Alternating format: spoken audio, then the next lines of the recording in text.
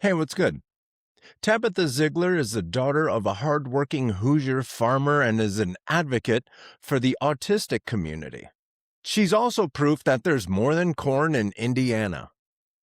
She has ideas to address issues in disability services, healthcare, and education. Tabitha believes that leadership means standing up for others and fighting for what's right, even when it's difficult. This is my conversation with Tabitha Zeigler. Before we get into it, remember to go to coconutjustice.com to get you some clothes that I think would look good on you. Let's go. Growing up in Illinois, when I was a kid, there was a commercial that would come on TV, and it would go a little something like this. There's more than corn in Indiana, Indiana Beach. So I'm going to prove to you guys that there's more than corn in Indiana. This is Tabitha Zeigler, running for Indiana 8th District. Hi, Tabitha. Hi, how are you? I'm doing well. How are you doing? I'm pretty good. I love your little ditty. I think everybody knows us by there's more than corn in Indiana or just corn in general. Yeah, every time I hear Indiana, that plays. And then the fact that Michael Jackson came from Indiana is puts a wonderful place in my heart for Indiana. But then now you guys are talking about taking my bears away, so I don't know how to move forward with that one. All of that stuff is just about profit, right? Like the people of Indiana couldn't care less. Like we don't want the Bears. We know that the Bears, that's like an Illinois establishment, right? Yeah, you have Like the we Colts. yeah, I mean, what do we need them for? But of course, we've got a governor and we have a lot of politicians in this state right now that are just working overtime trying to exploit people and exploit things. So, whether it's the bears, whether it's data centers, like they don't care. They're just all about the money. It's weird. And I'm glad you said exploit because it seems like ever since ever since Donald Trump took over, it's like he's convinced all these rich, greedy people that they need to hurry up and rob the bank because the cops are coming, Mm. you That's an know? interesting way to put it. Yeah, I would see that. Um, we're from a state that, for whatever reason, bending a knee doesn't seem sufficient. They're more like bending over and grabbing their ankles. Like they just love these people. And Yeah. I can't get over it. Like I'm from a very red area, but even for these people around here, I'm like, really guys? Like we're not like Yeah. this. Like even if you're Republican in this state, like none of us like to be bootlickers. Like Hoosiers are the first people to tell you where to stick it, especially in the rural areas. So I find it Yeah. very egregious and disgusting. Yeah, and I would imagine that someone like a Donald Trump and his behavior would be contrary to those conservative values that you're just talking about. Like, One would think, yeah, this really. guy he doesn't respect his wife. He doesn't respect his vows. He definitely doesn't respect his coworkers. He definitely doesn't respect the his office. And these guys are still, not all of them, Yeah. but there's a lot of these knuckleheads that are still in on this guy. I think now's a good time to start talking about the Klan in Indiana because Ooh, I think there's a root to that here, right? Like I think Indiana's always been one of those places, right, where you have the abolitionists and the slave catchers, right? Like you have the Klan and you have the freedom riders. Like Indiana has always been a hotbed of controversy and stuff like that. There are places, several places that participated in the Underground Railroad and also lynched people. We had the Grand Dragon of the KKK in the 1930s in Indiana. They like people are still probably finding white hoods from their great great grandfather in a box somewhere. yeah, Um, there were some horrible things that happened here. Like, and that's part of this origin story of Donald Trump, I think, because even in New York, anybody that just digs a bit will find out that his dad, with all of the apartments that they had, you know, he His was, dad was a draft dodger yeah, I mean, he just from comes from a Germany. family of draft dodgers, right? Yeah. And then they come here and they're like, hey, let's get into the real estate business. And then they get, black or brown people that are in their units or trying to get them out of their units. I mean, this deep-seated racism has been percolating in his family for a while. And don't think that it falls on deaf ears for me how much he's like, beaten the immigrant community to death here. And yet he always marries immigrants. His kids are half immigrant, if you want to say it like that, right? Like Well, yeah, for because people him from and his Indiana, friends think that we're dumb and stupid. yeah, but for people from Indiana, right? Like there are people that are just hands down like, oh, those dirty immigrants, right? Like they don't do anything besides cause problems or whatever. And it doesn't necessarily start as brown skin. It's just like other, right? Yeah. They're Yeah. not like me. They're not from here. They don't speak the same language as me or whatever. However, then you have this guy that all he does is marry like outside of his class or what have you, right? Which for some people is a no-go. I cannot figure out for the life of me how he has successfully, like, evaded all of that part of, like, white nationalism of the, like, from the Klan era, right? Where it's like, okay, you can't be a Catholic, you can only be a Protestant or Episcopalian or whatever, but you dirty Catholics because they were poor Irish immigrants, so we can't have you because you guys aren't of a certain class.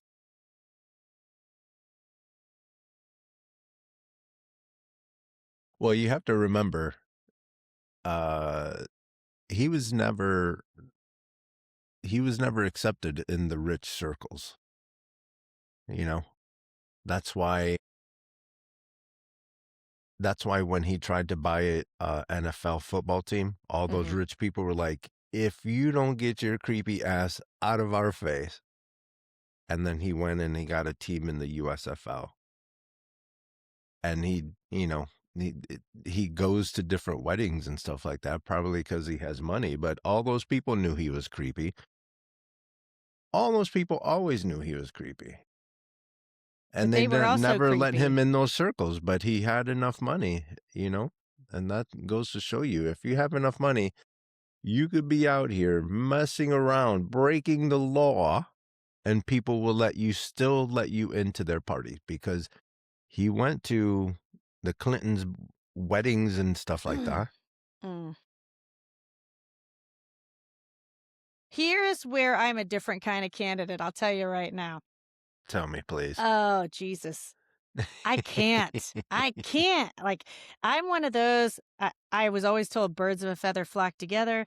If there's somebody around you that's doing something bad, you don't want to be associated with that. Um, and all I see is this bending and ingratiating with these really bad people doing really bad things. And we have something going on in Indiana right now that I just think exemplifies that. And it's just grating my nerves. Like right now, we have a Secretary of State candidate in Indiana, Bo Bai, that is from like at least two generations of a political family. But I think he was born here, but he really lived in Washington, D.C. But now he's back. And now he's like, I'm a seventh generation Hoosier. I'm for the working class. He went and took some photos with the union lately, but he's also taking donations from people that are anti union. And I'm like, dude, we don't sit at the same tables. So there are all these politicians right now, like my opponent, Mary Allen, for example, like they can't wait. They're like running to take a picture with him. And I'm like, so are you like him? Or are Yeah, you not? Because right. I'm a union worker. Like, I'm actually a union worker. Like, my dad was not union. I was union, for an example. And I'm like, how do you union people take a photo with a guy that's taken money from the Epstein class and is instead of like saying, "Hey, my bad. I didn't know. I didn't know." He's freaking white knuckling it just like, "Oh, it doesn't matter because money." And I'm like, "You know what? I don't come from those kind of people. You could have more money than God. If you're a creep, you're a creep. And we're not going to have dinner together because I don't roll like that." And I just find it disgusting, not just as a candidate, right? But as a person. So I often segment the way I talk sometimes whenever I'm going to get into something real nitty gritty. And I'll be like, right, this is how I feel as a Hoosier and as a voter, separate from a candidate. And as a Hoosier, as a voter, people like that, if you hang at tables like that, if if money means more to you than doing the right thing, if you're going to make excuses for people and their bad behavior, quite frankly, I can't, right? But also, I'm like, pick it up. If somebody tosses some money out there, some dirty money that is supposed to go against what you believe in, right? Whether it's big equity, big corporations, war machine, whatever, I'm just like, pick it up. Pick it up. I'm going Yeah. to call you out on it because you're a creep. If you're going to take dirty money from dirty people doing bad things, you're a creep. Like you can distance yourself from that as much as you want, but also for the candidates, and I'm just using him as an example, right? There's plenty of people out there that do bad things. The Democratic Party's full of them right now, right? Like Hmm. you got Chuck Schumer and Hakeem Jeffries and everybody like, I don't know. Up on stage saying that my main priority is taking care of a different nation. On stage, in front of cameras. You know that we can see you. Hello. I mean, A, you're not serving the people. You're not Yeah. listening to the people. You feel Yeah. that you're above the people. Yeah. And right now, this whole like vote blue no matter who and just bend over, like all these Democratic establishment candidates, for example, right? They're like, vote for me. I stand for nothing, but vote Yeah. for me. And I'm Yeah. like, I've pretty much been a lifelong Democrat, right? And I'm like, no, no. Over my dead body, I'm so fucking tired of this shit. Like, For real. stand for something, goddammit. And like, Yeah. I saw her, there are more of us that are in the race, right? Technically, there are four of us. I haven't heard from Mario Foradori for a while, but there's Christopher Rector, me, and Mary Allen. And apparently, she took her nose ring out because somebody at the Democratic Party was like, "That's not a good look." And I'm like, "You should have left it in. It's authentic, right? Nobody Yeah. gives a shit right now if you have a nose ring. Like, are you going to do something about the war in Iran? Are you actually going to stand up? Are you going to speak truth to power? Like, this is the stuff that we want to know. I don't care if it's a janitor. I don't care if it's a freaking college student. Stand on business, 10 toes down, or get the fuck out of here. Yeah. We need clarity. For sure. We need folks that understand the mission and that can get us there. No Yeah. more of this waffling, no more, because we see you. We We need see real that people in APAC gives office. both sides money. We see that dirty money comes and it pays both sides wherever it's coming from. Well, If and it's it's defense, not oil. just APAC money, right? Like Yeah. Defense, oil, everything. everything. But Fu- for me too, right? Because there's a lot of people right now that are trying to distance themselves from APAC money, right? So it's like they have multiple ways that they can give you that, and they can filter Yep. it through multiple ways. So Exactly. right now, my litmus test as a voter, right? I'm like, how much money does this family have? Like this candidate's family? Who are they connected to? What type of circles do they travel in? What do they Mm-hmm. do for a living? Because Mm-hmm. I want working class people like me. How are you going to speak to your 100%. populace, right? Like, how are you going to speak to your populace and be like, right, I'm for lowering costs. And yet you come to speak to them in like $100 loafers, right? Yep. Probably more. I'm just Yep. saying, just an example. Like, don't buy the outfit to pretend that you're the guy, you know? Yeah. Like, Show are up you how show up how you really are. Yeah, like, are you a farm kid? Like, I'm a farm kid, for example. Um, I know. I can smell it on people. Yeah. I know if you're about the business or not. And Mm-hmm. quite frankly, I'm too old and I've seen too much in my life that like my bullshitometer is like here now. And I'm like, I can't. I can't with you. Mine is so touchy that even when you're not, I still think you are. Because I've been bombarded with bullshit my my whole Yeah. life. Yeah. I'm tired. I'm tired of rich people telling poor people that it's not that hard. Yeah. Just cinch your belt a little tighter. Yeah, Like the fucking belt's non existent at this point. right, right. And I'm sorry, someone that looks like they have money, I find it so disgusting, right? Like, you're going to talk to these people that, especially these elderly people. I see them all the time in Walmart because I shop at Walmart too. I'm from a rural area. That's what we've got, right? Like, it was Mhm, built that way. mhm. They ran off all the little mom and pop stores or whatever, so there's nothing left. Yep. So when you're going and you're talking to these people, I was just talking to one of the cashiers the other day, and, I just happened to overhear their conversation. They were talking about how they're going to have to go to their doctor to get a prescription to be able to have a chair so that they can sit down at the register once in a while because their ankles are swollen. My goodness. I know. And I was like, oh, that's really awful. I'm sorry that's happening to you. And so she talked to me a little bit and she's like, "Yeah, like I'm 75 years old.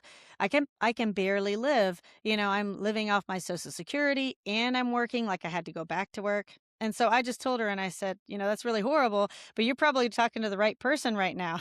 And she's like, "Oh, Yeah. really?" I was like, "Yeah." I said, "I'm running for Congress." And she's like, "No kidding." And I was like, "Yeah."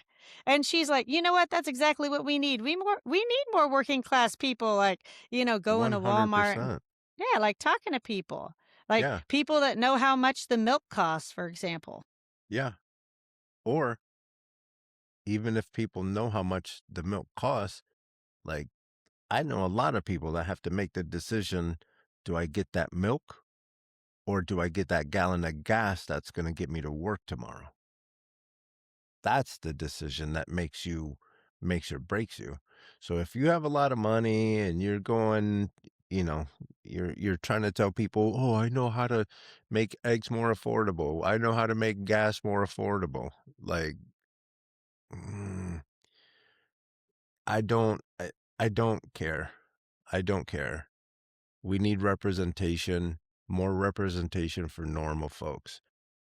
I don't mean we don't need lawyers in Congress. I'm not saying that, but we do need farmers. We do need teachers. We need a wider perspective because farmers are obviously being left behind. Mm.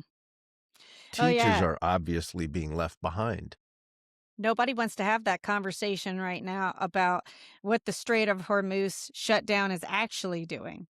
Like the Yeah, farmers right now, they already were in a monopoly for years with the seed companies and the fertilizer companies, right? yeah, I remember my dad and my grandpa talking about that for years. They're like, 30, 40 years ago, you had maybe like 15 different options of seed companies, and then they all got bought out and were monopolized, and then they jack up the price. And there's so many farmers that every single planting season, they're like, hopefully I'll have enough to plant next year. Like most family farms right now, you have another job. Like, my grandpa and my dad, they were in the steel industry, so they had their job and they were farming because the farm would have not been sustainable otherwise, you know? And most of these small family farms, which around here, like our family farm is 100 acres. To some people, that would seem like a lot, but around here, it's not. Bigger farmers have thousands of acres, but these are also what are you guys multi growing? generational farm. Sorry. What are you guys growing?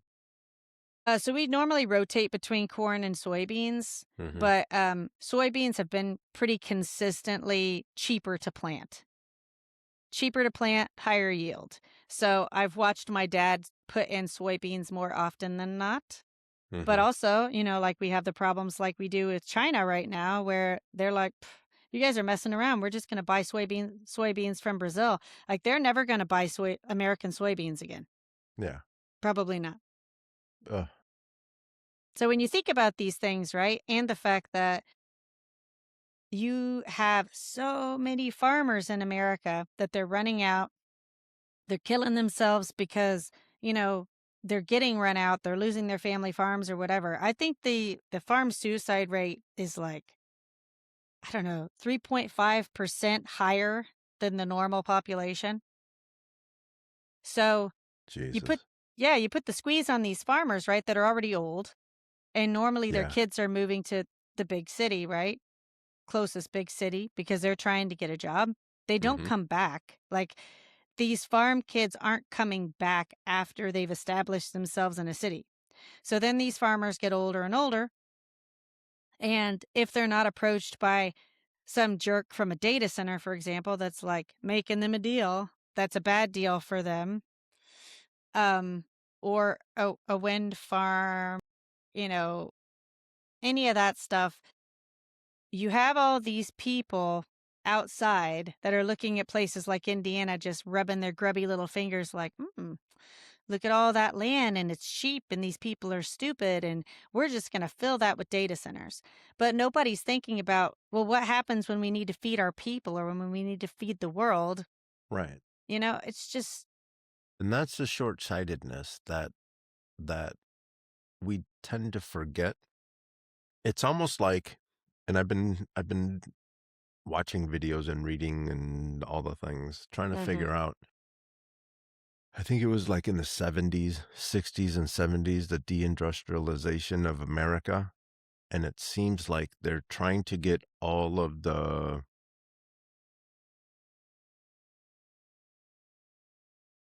I don't know, I don't know how deep they want to go, but it almost like they want to do away with all the manual labor and all the things, and they just want a small group of people to make the decisions, and then they can make food in Brazil. They can make textiles in China, you know, computer parts in China and all the stuff. They make everything everywhere else. And then here at home, I guess we just become servants. Yeah, they're definitely trying to make us a serfdom. And this is what a lot of people don't recognize. Food insecurity is not just a problem for people that are concerned about their next meal, right? Like this is a level of independence that you can't allow the government to take from you. Even in places like Brooklyn, for example, before it got all gentrified, there were people there that still had like little plants in their backyard Hmm. or maybe had grapevines that they'd make jelly from, stuff like that. When they come into these places and then they convince you, oh, don't worry about that. We can make it cheaper. We can Hmm. outsource it. Well, then people We'll forget wrap how it to in do plastic it. wrap and make it super convenient. But the thing is, though, it's becoming unlearned, right? Yes. So, whether it's something as simple as canning, a lot of people used to know how to can. So, Hmm. even if you had a small backyard, maybe you just, I don't know, maybe you just have like an okra plant and you're like, I want to pickle some okra. Most people knew how to do that. Hmm. Most people knew how to, blanch tomatoes or whatever. Um, those skills are dying off, and that's intentional. And then you get someone like Bill Gates, for example, that's buying up all the farm ground. That's also intentional. So if you want to really have power over a people, you have power over their food. And then you teach them how to not know how to do things, right? So that they're completely reliant on you. So this is probably why I talk about this a lot because my grandpa was like my favorite person in the world, and he would beat these things into my head, and he's like, "Listen, like the only thing that's really worth anything is land because that is the like limited resource, right? And these rich people, once they're finished doing all the things that they're doing, they're going to come after the land. And part of our job is to make sure that we take care of the land, whether it is making sure that people know how to grow things, making sure that we have like clean air. land, water, um, any way that you can give back to your community to make sure that not only are you self sufficient, but you're teaching other people to be self sufficient. And then as a community, you can be self sufficient together. That way, if you ever fall on hard times, everybody's got a skill, right? Like maybe you have that person in your community that's great at baking bread. Great, let them do that. So if you have to go to a barter situation again, okay, this person's good at growing this person's good at that, this person's like good And let at. me argue, maybe we should have never left the bartering system. Maybe we should have kept that baker that would trade for peanut butter, that would trade for chickens or whatever, Mm, I don't necessarily Because now, disagree with you.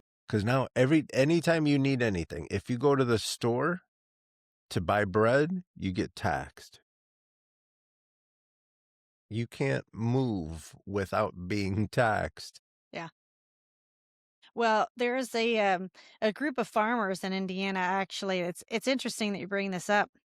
I went down and interviewed one of them for my podcast, because I try and use my platforms, and no matter how small they are, right, to like help. And I Hmm. heard about this guy in southern Indiana, and there was this thing going on with his farm, and essentially, if I understand it correctly, there was a it was not a law, it was a suggestion made by Purdue University, and then the local inspectors would go out to these um, like independent farmers markets. So Hmm. let's say you're making sauerkraut, for example. One of his friends was making sauerkraut. Um, they would come to these farmers markets and they would inspect things and say, "Oh, you can't sell that anymore because of this suggestion of this, regulatory process, and we think this is unsafe." So then he had to go and just cut his whole crop down. He was selling like mixed greens, stuff like that.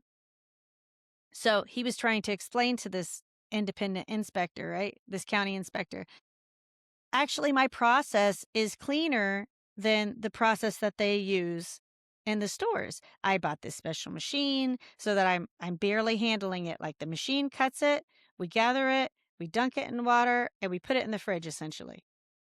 But multiple people are handling this other, these other mixed greens that you see in the grocery store, right? Like they're being handled multiple times. So the risk of having E. coli or whatever is higher. And he's like, the risk of my product having E. coli and stuff is almost non existent because of this process that I have.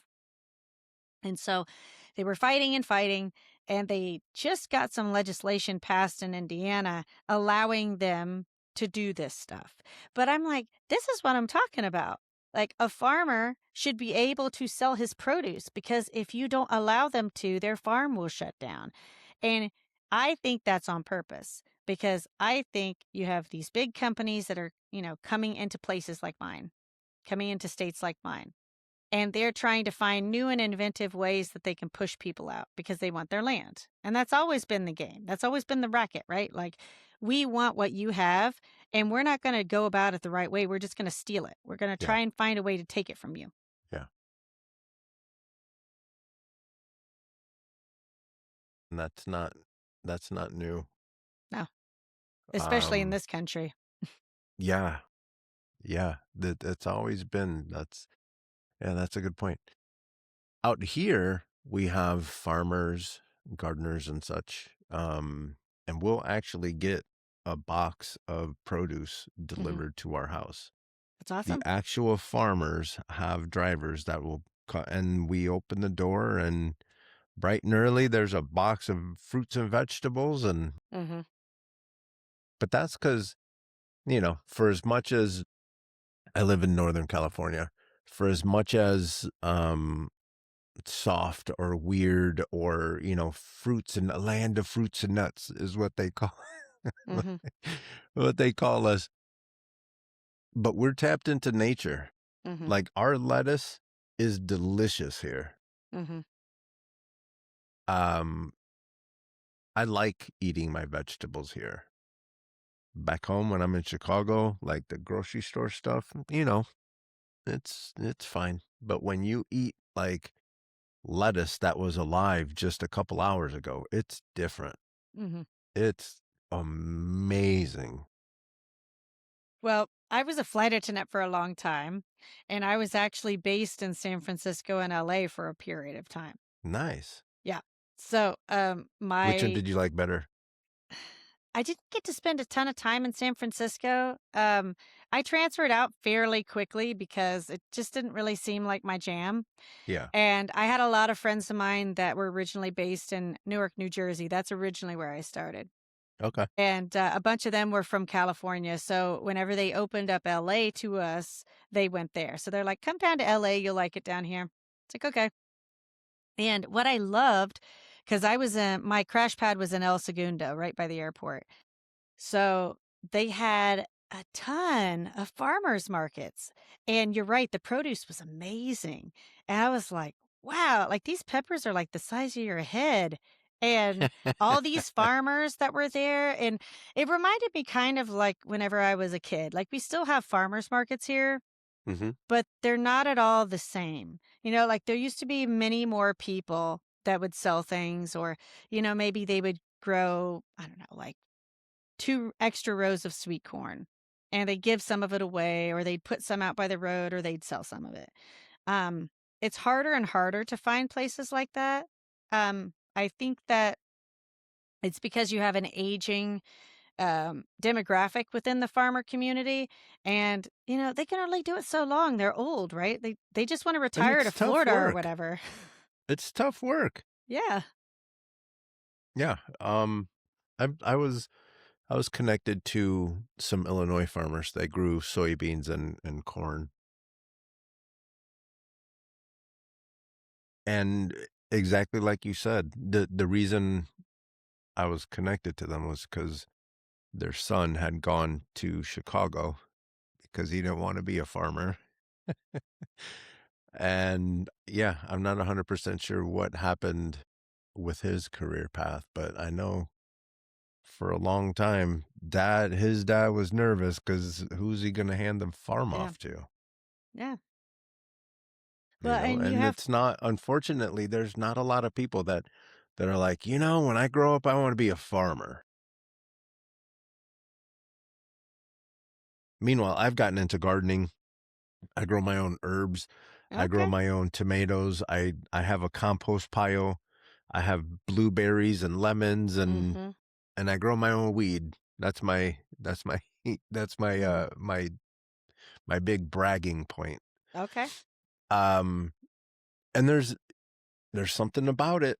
There's something about growing your own food and growing your own herbs and that stuff and just Mhm. watching it grow.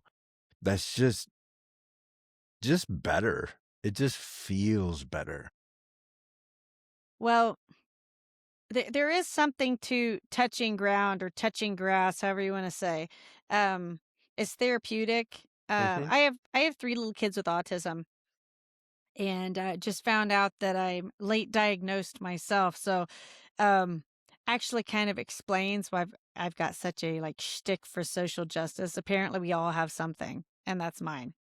So, like ranting and raving about like this isn't right. Yeah, I'm we like don't the chase after soapboxer. money like that, so something has to Yeah. be wrong with us. Yeah, exactly wrong. Like, this is why they wanna put us all in a camp, right? Because we're the real threat to democracy, they think.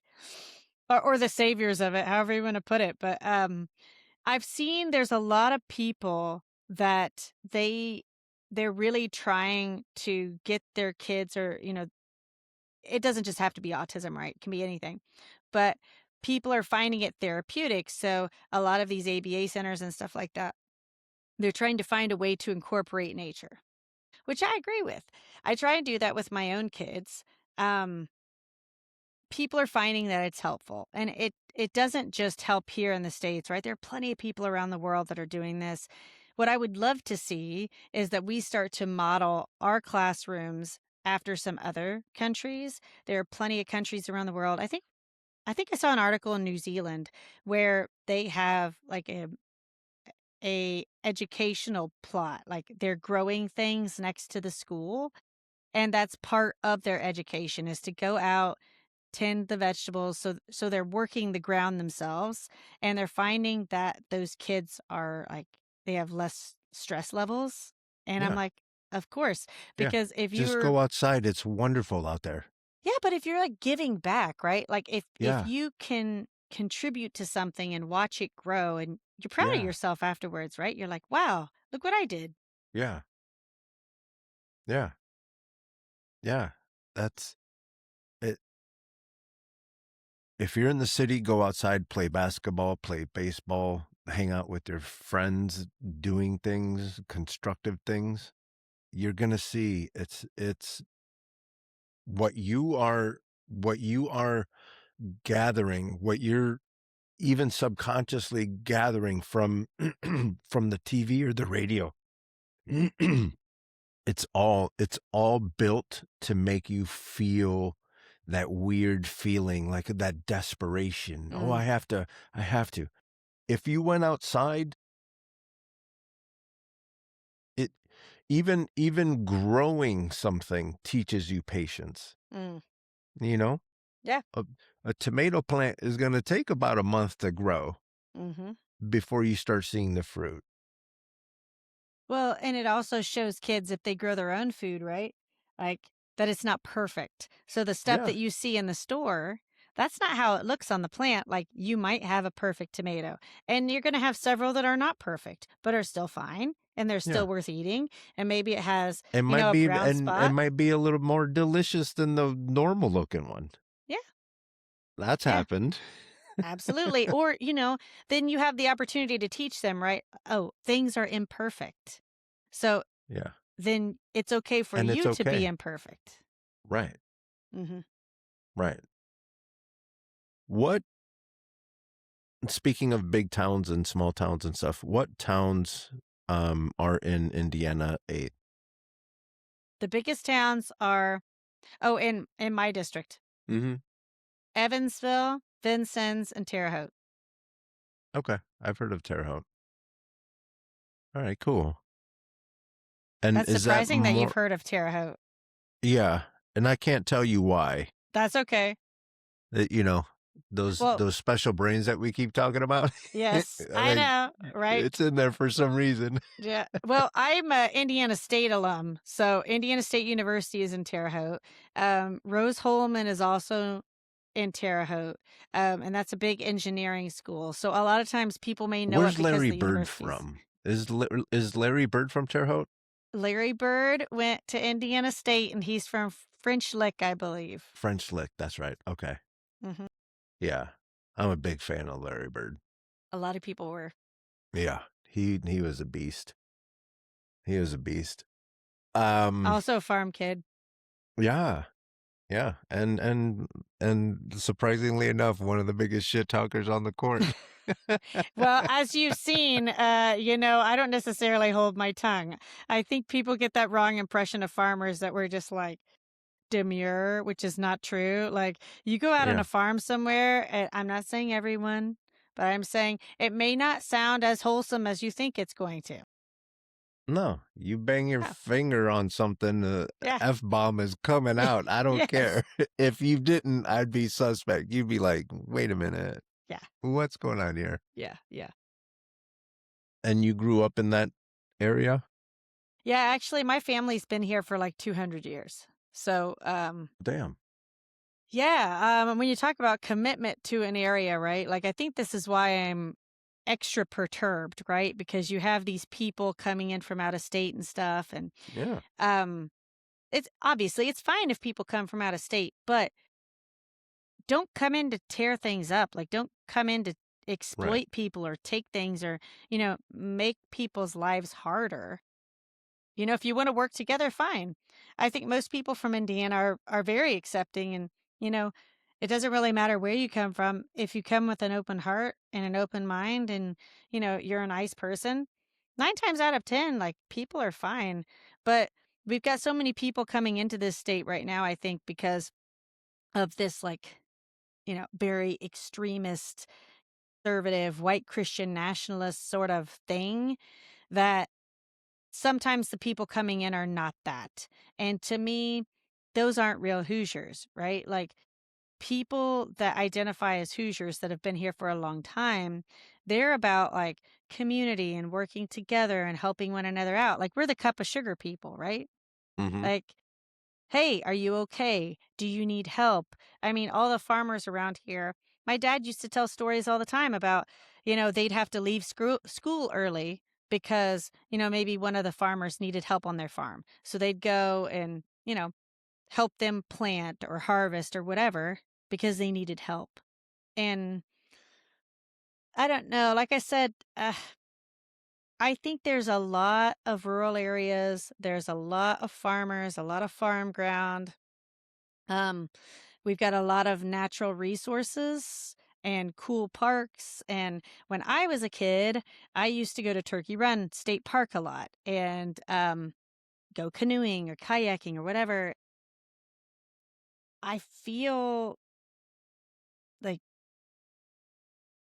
like I should protect this place. Like I need to protect it for future generations. Like I need to put my foot down and say no. Like you don't get to come in here and you don't get to steal all the farm ground and you don't get to make our water shit and all that. You're not Mhm. doing it. I'm not having it. Yeah. Speaking of And farmers, my dad's mowing the yard. He just came in and was like, Hi, Dad. yeah. Yeah. Has he always been a farmer? Yeah, because I mean, this is actually my grandparents' place. So there are three So yeah, houses. 200 years for sure, for sure. Yeah, well, my grandpa bought this from someone else, but his family was from like not too far away. Mhm. And as the story goes, this I guess kind of also goes into my advocacy. I was always told that on both sides of my family, I have indigenous heritage. Mhm. That stuff's hard to track down, right? Mhm. But I've always tried to be an advocate then. And Mhm. that may also be why that I'm like, you got to protect this place. Like I'm very much into the seven generations, right? Like Mhm. you need to make sure that there's something left, right? Yeah. You can't be so selfish as to take it all. Like your point as a grown up is to make space for the younger generation. You need to make sure that there's something worth having. And the type of things that are important that I was told from my family were like, if you don't have clean water, nobody can live. Everything's cyclical. You have to be respectful. If you take too much, then there's not enough. Everybody has their place. Every animal has their place. Respect that, you know? And anytime that someone or something, animal or human, steps out of line, takes too much, there's too many of them or whatever, bad things happen. And if you can keep that harmony, whatever that looks like, and I know I'm going a little hippy dippy on you, but like this is kind of how I was I taught. live in Northern California. I You are know. fine. Yeah. But like I think there's something to that, right? And I don't think it matters whether you're in Indiana or California or whatever. We should care. We should care about this. Like we should care about data centers, for example. Like I care about the fact that like I don't care if a data center's in California or Tennessee, for example. If they're doing bad things, if they're making people sick, then something needs to be done about that. I I'm paying attention to stuff like that and then here they come to my state, right? So I know they're going to make people sick. So like I've taken a stance on like no data centers and a moratorium on data centers because they're just playing it fast and loose. They're coming in, they're building them, they're putting them up and like they're not taking time to see what the environmental effect will be. Even at a And not basics even level. like you're smart enough to build something as technology ad technologically advanced as a data center, Mhm. but you're not smart enough to figure out how to make them self-sustaining. Well, I don't think it's about smarts, right? It's just about exploitation and power. Right. It's about greed. So Right. they're going to come in, like, do it fast and loose, make as much money as they possibly can, and they don't give a shit about the people here, what happens to them, or whatever, because that's not their problem.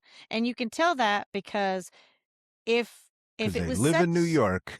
well, if it was such a great idea, right? And this is what I've been telling people, and there's some truth to this. If something sounds like such a great idea, then why wouldn't you want it in your yard? Why wouldn't you want it in your house? These Yeah, data centers do not go up in the center of towns. They don't go up like next to the governor's in the mansion suburbs. Yeah, in the suburbs, in the yeah, white rich areas. No, yeah. no. Like these places go in the like black and brown areas, the low class areas, the rural areas where they're far enough out of eyesight to where it's like we can get the benefit of it. We don't want to see it, but we definitely don't want the fallback or the repercussions of whatever happens around that place. So we will make sure to put it in the middle of nowhere where there's like a 50-mile circumference, like a buffer zone to where if there's any environmental impact, it's not going to affect our water, our resources. We're not going to have to worry about it because that's your problem. You poor people out there. You guys live out there. Yeah, fuck you guys. Yeah, it's so crazy. And it's that fine line that we have to walk too, Hmm. because for as it's seemingly damaging technology is to our jobs, our way of life, all that stuff. If not for technology, you and I wouldn't be able to spread the word of what we're doing, right? So there is a benefit to it, but at what cost? Well, it's like do it responsibly, right? Like, Right, yes, I consider myself a progressive. I believe in progress. We're supposed to progress, right? But I don't think we should progress at the detriment of people around us, right? Like, we right. shouldn't do it at the detriment of people's health or their welfare. Um, these, I think, are basic things. So when we get to talking about, like, hey, maybe having food and clean water should be a human right and then our government goes and votes against it. It's like, hold on a second. Like, that really tells you everything you need to know about a country and like a civilization, if you will. Because it's like, if you don't care enough about your own people's rights to vote for, to say on paper and out loud that we think our own people should have food and clean water, I don't know. Like, I think we're hitting a bedrock of some very evil stuff. Yeah, and those are the questions that you should be asking your representatives or people in positions of power. Just that simple. What's your stance on clean water? And if they hum and haw and they try to political speech their way out of saying, yes, everyone should have clean water. And I'm sorry, you guys, bottled water in those plastic bottles is not good for you. There's chemicals being released in that water. That is not clean water. We need clean water. And if they're like politicianing their way out of something to say, yes, those are the words that you want to hear. Yes, we all deserve clean water. If they don't say that, look for someone else. Yeah. Well, and when you get to talking about water, right? Like, um, I'm bad with the names. I feel like her last name's Booker Washington, but she's a content creator, and she was talking about what was happening in Tennessee with the data centers and the aquifer down there. And I'm like, obviously, like you don't want to do something bad around the areas where there is like a huge source of natural water. Same around Yeah, the Great Lakes, right? That's why yeah. it was problematic in the early 1900s with the steel industry. Like a lot of people don't know that history with northern Indiana, but like there is a reason why groups decided to preserve, say, like the Dunes National Park Mm-hmm. because the steel industry and all that, they would have taken over. Like they wanted Yeah. to put like industry right there next to the water. And this is what's happening with the data centers. They Mm-hmm. need water. They need water to cool those servers. And they're not going for dirty water. They're going for clean water. They need spring water. They need your drinking water. And Mm-hmm. then they're pumping that sludge back into like the reservoir, for example, in Mm-hmm. Indianapolis.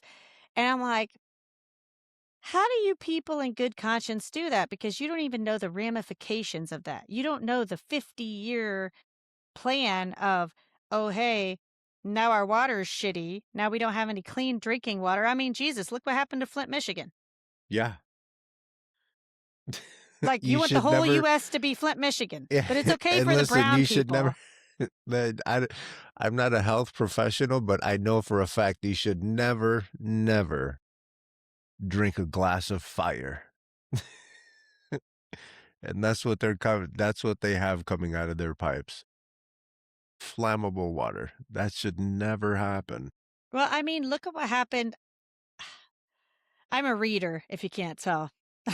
But, like, in I think that the New York Bay Area, they had oysters and stuff like that coming back after COVID, like, when things had slowed down, Yeah, and I was like, "That's what happens with nature. If you kinda leave it alone and, like, yeah, don't hurt it too much, it will regenerate itself."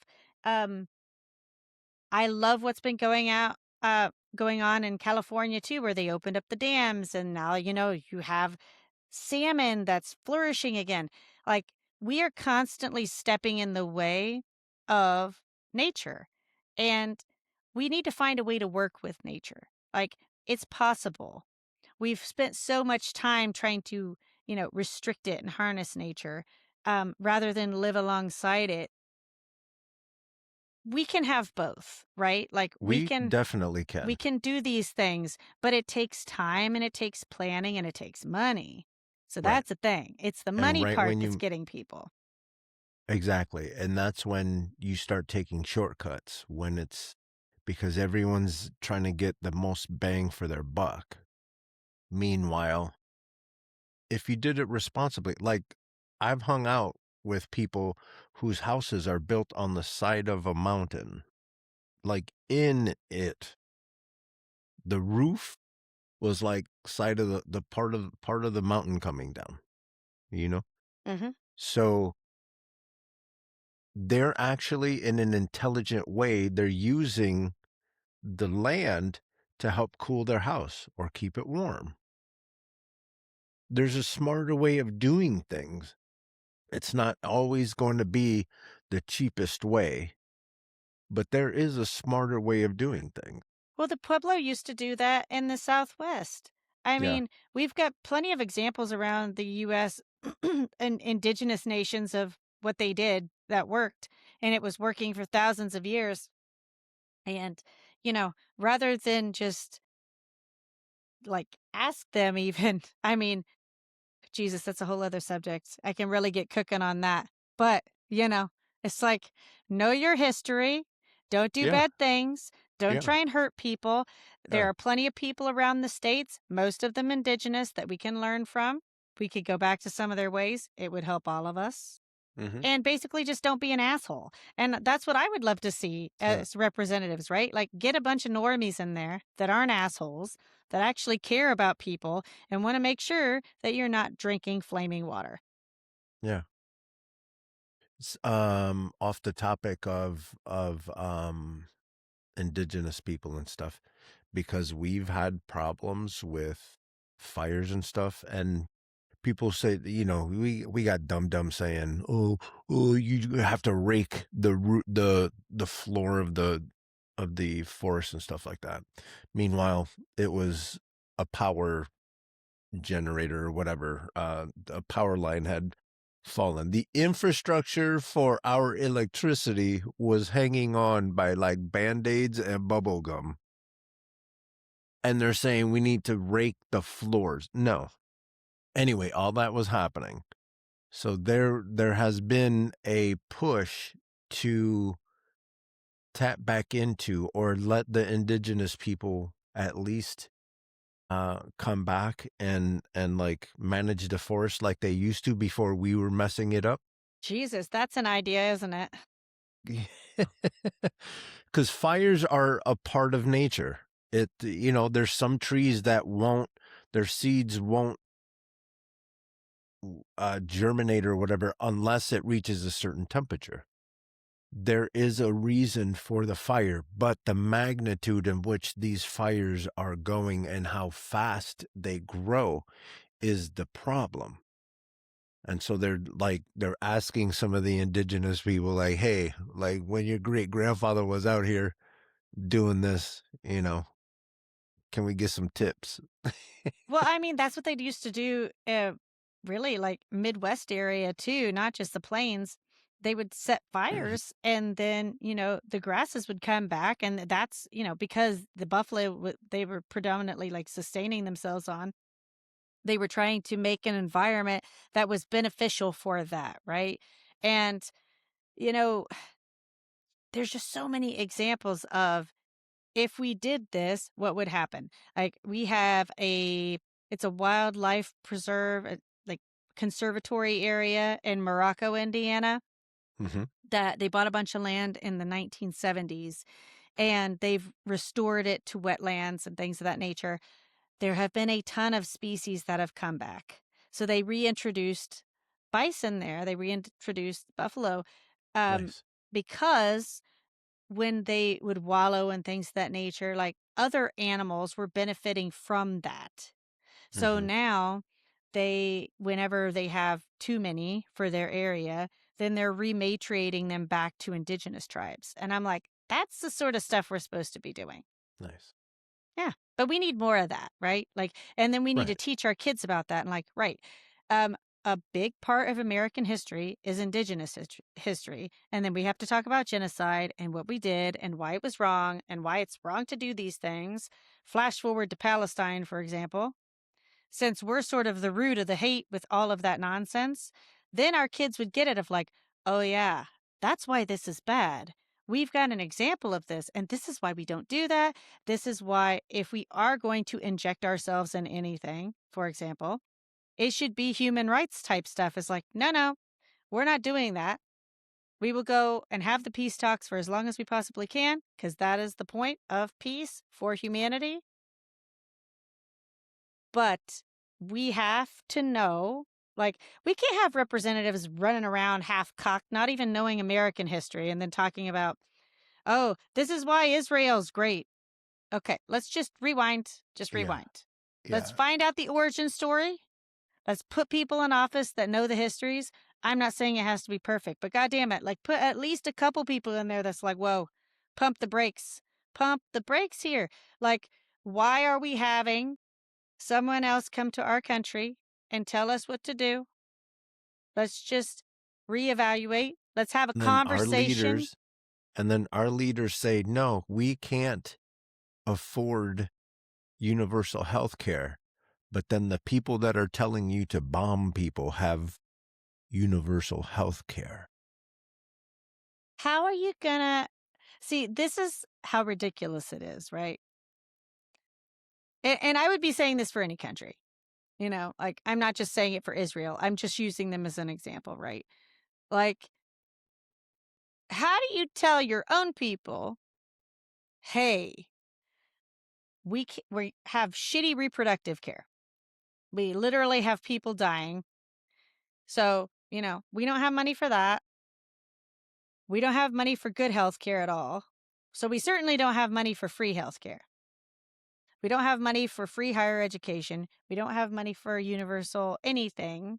We don't have like money to make sure that the water that you drink is okay. Yet, we've got $1 billion to $2 billion a day to bomb the shit out of poor brown kids that are already having a hard set of circumstances.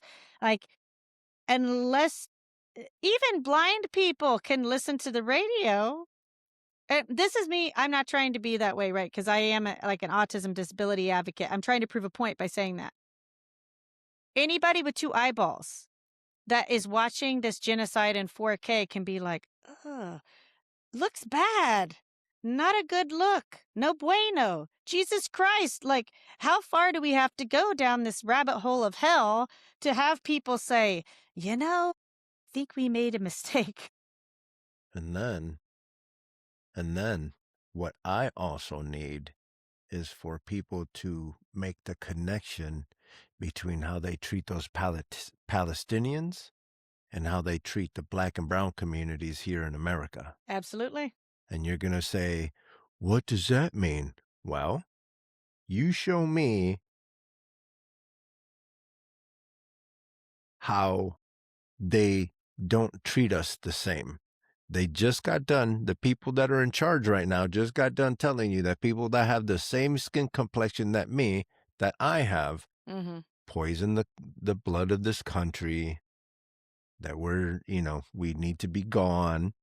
Mm. It's only obvious that they want us gone because they're out here in the middle of the streets and nobody cares that those of us, and I'm a veteran, I'm Mm-hmm. an Army Mm-hmm. veteran. Mm-hmm.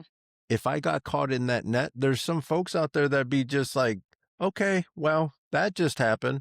No, bitch, I'm an American. Okay, And so what they're doing to the Palestinians, they're doing to the people in Chicago, in New York, in Detroit, in LA.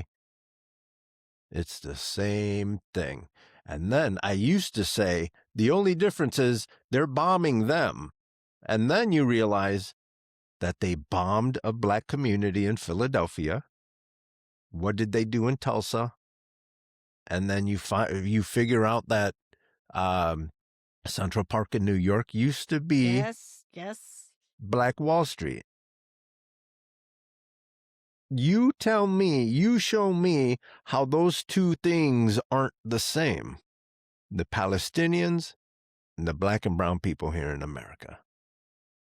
Well, And they that's keep saying that we don't yeah, have money for those things, yeah. for improving our people. We don't have money for that. Mm. But yet, people in Israel have education, they have health care, and it seems and even the normal people. I saw some videos that I'm telling you, I had to stop watching some stuff. Yeah, sure. Those normal Jewish people talking Yes. about Palestinians Oh, the yeah. same way that they talk about us here. Like, what are you doing? You are a welfare state. worse than Mississippi. You know, here's where history and critical thinking come together, right? We have to Yeah. start there. And this is why they don't want to educate people in this country. And this is why they don't want to teach us the real history, because children, when they're young, are impressionable. And when we're busy, indoctrinating our children, right? Like we teach them the Pledge of the Allegiance and all of that stuff. We teach them to be still at their desks, to be rigid, so that basically when they get into the workforce, they'll understand what that's about. Um, a lot of people don't realize that it was the industrial groups that started investing in public education because they wanted workers, right? Now, I am a fan of public education. This is not a knock to public education. This is an incentive to put critical thinking back in. We need more English, lit, more arts, more humanities, or whatever. Those are the thinking classes, right? I'm not saying that science and business and math, I'm not saying that's not important. I'm saying it is equally important to have the humanities there. This is why they're trying to get the humanities out of universities, for example. I was a language student. My degree is in languages, literatures, and linguistics from Indiana State University, and Root Hall was a big language area. I know people that I went to school with that work in different countries now because of those language abilities. When you teach people languages and humanities and things like that, then it teaches you how to work with others. These are the people that should be your diplomats because they learn critical thinking, they know how to work with others, they appreciate the intrinsic value of language, of linguistics, how they operate together, language families, all of that. And these people tend to travel a lot. So when you go to somewhere else and then you see someone that doesn't look like you, doesn't speak the same language as you, doesn't have the same cultural traditions as you, the more you do that, the more you see we are the same. And these people are the ones we should have in our government that should be like forward facing for foreign governments. That then when these foreign diplomats come over here, they're like, oh, you speak French, you speak German, you speak Italian. Oh, you know about Native American history. Oh, you know about farming, whatever. But putting a bunch of people that are all the same, that all have the same agenda, that is not a diverse representation of the United States of America is just bad. Um, if we don't start to rewrite these wrongs, we will be laying the groundwork for feudalism again, which is the goal. So the more and more we allow these people, these politicians, to tell us what to do with our own bodies, what to put into our bodies, what we should teach our children, we are on a slippery slope.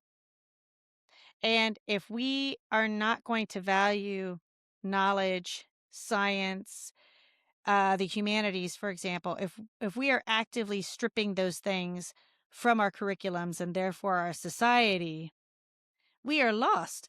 I mean, these are the building blocks of civilization, right? Like, Hmm. this is why it's fascinating what's happening in Iran. And so many people are like, oh, well, those Iranians, they're horrible. No, they're part of like the start of civilization. Those people have been there for thousands of years. They're very educated.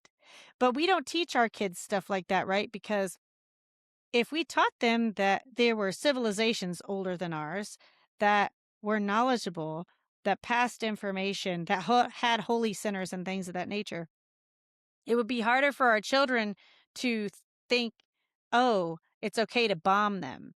They're less Hmm. than us.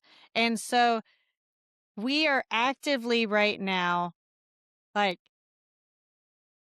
of the many things, of the many things. It's so frustrating for me because I have nieces and nephews that are high school age right now. Yeah. And I'm like terrified about Turning Point, for example, because of these type of things. When I'm like, knowledge is power. Books are good. Libraries are great. If you have a question, please come and ask me. Don't just listen to somebody that comes to your school or whatever. It's like push back, ask questions, ask as Yeah. many questions as you want. Like that's how learning happens. Yeah. And when I see Turning Point USA, for example, I just keep thinking Hitler Youth. Like I know enough about history to know how all that started. We are literally in the building blocks of this thing.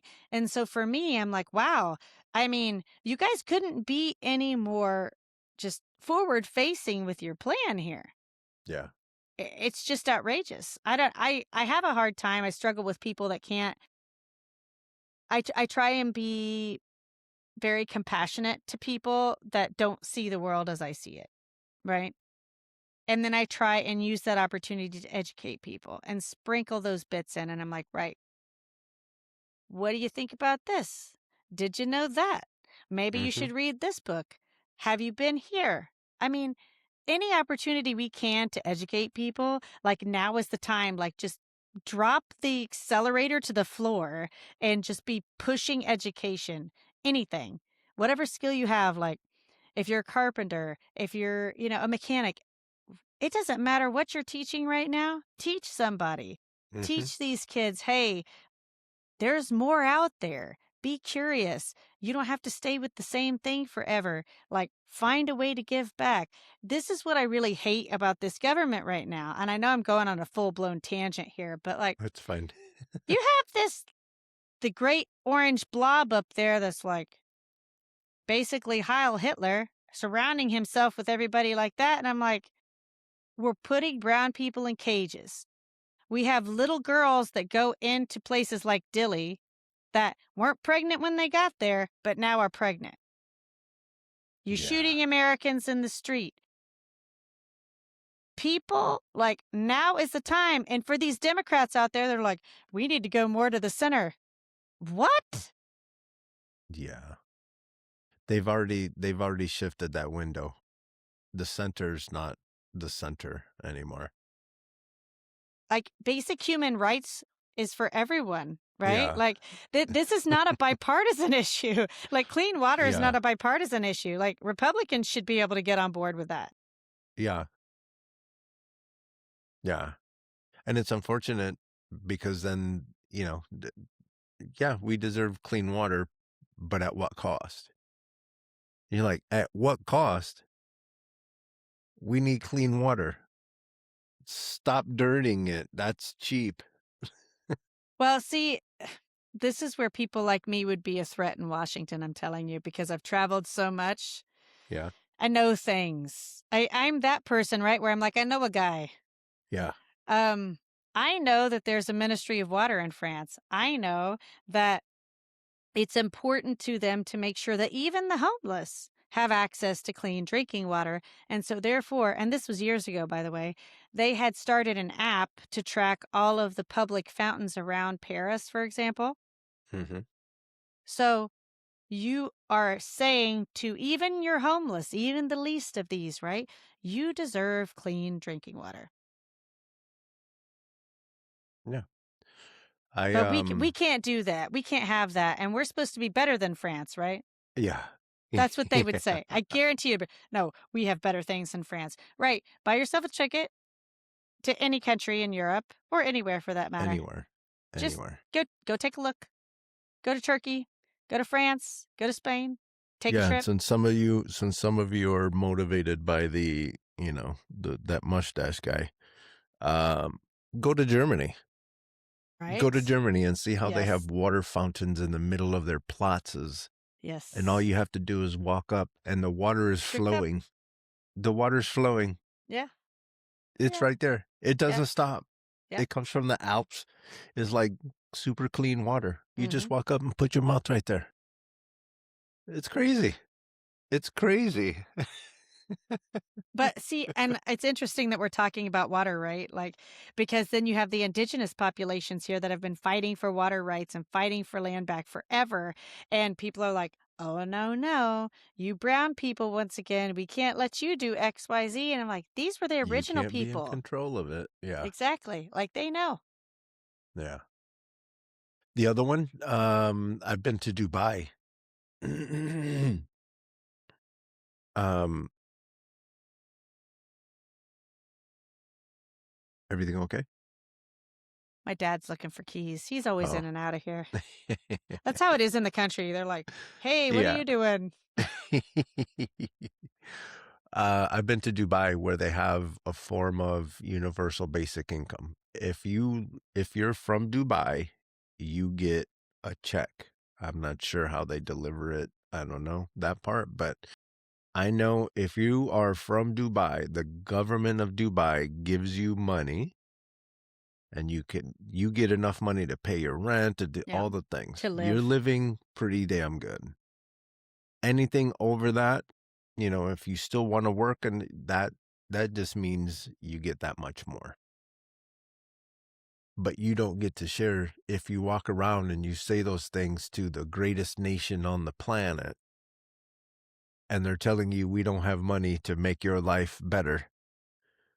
Like you have to be able to call bullshit because we do. Like Tabitha just said, they're spending billions of dollars a day. You don't need $1 billion to improve a school. Give them proper internet, get the teachers paid, and have proper lunch and all that stuff to build successful people. Hmm. We have what it takes to do it. We just have, like, again, it was in the 60s and 70s when all of this stuff started unraveling. Hmm. And now we Hmm. see that your way of doing it doesn't work. Well, because All we see is failure. everything's about private equity in this country, right? Like that Yeah. is the root of all evil in this country. It's because, you know, the true socialists, like the true welfare queens are the corporations. And Elon people don't Musk is one of those. Jesus, don't even get me If it started on wasn't that for the guy. money that he gets from the government, he'd be out here selling dumbass shoes too. Okay, I'm going to go there cuz I hate this guy. Um hate that guy. So, I've heard so many people like being an autistic myself, right? They're like, Oh, well, my son who's autistic, not my son, someone else's son. They're like, he's such a great role model. Look at how much he's achieved. And I'm like, no, no, this is not a good role model for your son. And they're like, but why? I was like, let me count the ways. A, he has no empathy. Most of the autistic people that I know thrive on empathy. They want to help Mhm, people. I mhm, said, he's probably in the lower percentile of, sociopaths that we have in the autistic community. Um, he has a bunch of kids that he doesn't take care of and doesn't spend time with. So that violates your religious faith and your morals because you believe in trying to make sure that people are taken care of. He's just pumping out babies because he thinks that himself is superior to others mhm, and he wants to spread his seed to whoever. Um, he comes from people that left Canada to live in South Africa because they were supporting the same principles that Hitler supported, and they needed to find a place to go. And because South Africa was practicing apartheid, they're like, sign me up, coach. This guy, this guy is supposed to be an interesting person, someone Is he that, do we know for a fact that he is autistic, or is it just my theory is I mean, I've not seen a test. I don't know. yeah, I haven't either. I know that he does all kinds of drugs. Well, I don't know about all kinds, but I know they call him ketamine addict or whatever. So I don't know. I think it would be unfortunate to the autistic community if he just decided to don that label and really he's just a narcissist and a drug addict. Yeah, I don't know, but he's been riding that train, and then people that have autistic children that maybe don't know better or maybe are not autistic themselves, right? Or don't know other autistic people. They just are equating money with power and success, which, is very common in the US. Like, for whatever reason, we've just been raised that way to think that people deserve our respect if they have money. I am of the opposite viewpoint, but that is quite commonplace for people to do that here. Um, yes, it is a shame because the autistic community is just getting slammed right now. And whether he has it or whether he doesn't, I suppose is not so important as what he is doing right now. So the fact that people think that he is, and then watching him do XYZ. Because um, people in the autistic community have a hard time with boundaries and barriers, or, you know, like my son, for example, my older son, he copies things a lot. So he has favorite shows and stuff like that that he will repeat. So let's say you have a kid that hears Elon Musk rant on about whatever, but Elon Musk is his, moral character, right? He's like, okay, this is someone that's a role model for me that I think is morally sound. And that kid may then copy his speech because he is admiring this person when this person either A, isn't part of the community, or B, is just a shitty human, you know? So I suppose this is why I don't really think this guy really deserves our time to talk about it, but this is the part that I think is important from an autism advocate perspective of there are other people that are autistic men doing good things out there that could be your role models. So seek them out. And I guess this is also part of the reason I'm stepping up too, right? Because I'm like, okay, I am an autistic female that would be considered high functioning, that if someone saw something in me that I'm doing that is good, that they like, they could say, oh, here's this autistic woman and she did something kind or she did something just, and I want her to be my role model, you know? Mhm. And we need more of that. We just need more of that in general, right? It's not important that it has to be specifically an autistic person, but I think because the autistic community is just getting so much heat right now, like for those that are autistic that could be role models, like good positive role models, the kids need to see that. Yeah. And not exposed to the selfishness that is, this the not even the Epstein class, a bigger subsection would be, the rich folks like the Kardashians and all that stuff. Like we get inundated with that stuff. I remember in the 70s, we used to, like we used to be exposed to different comic book artists.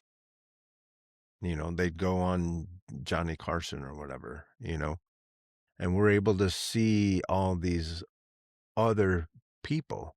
And now it's just we're being pitched all this gratuitous junk with no mental calories to it.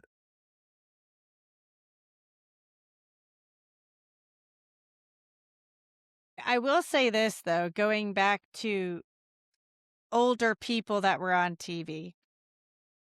I love Jane Fonda. I love Lily Tomlin.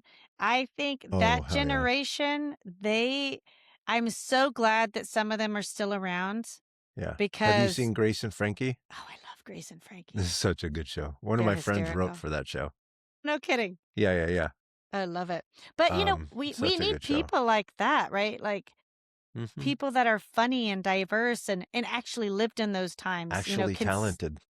can speak from experience. Like, they lived at a time when, they weren't allowed to have a credit card in their name, you know?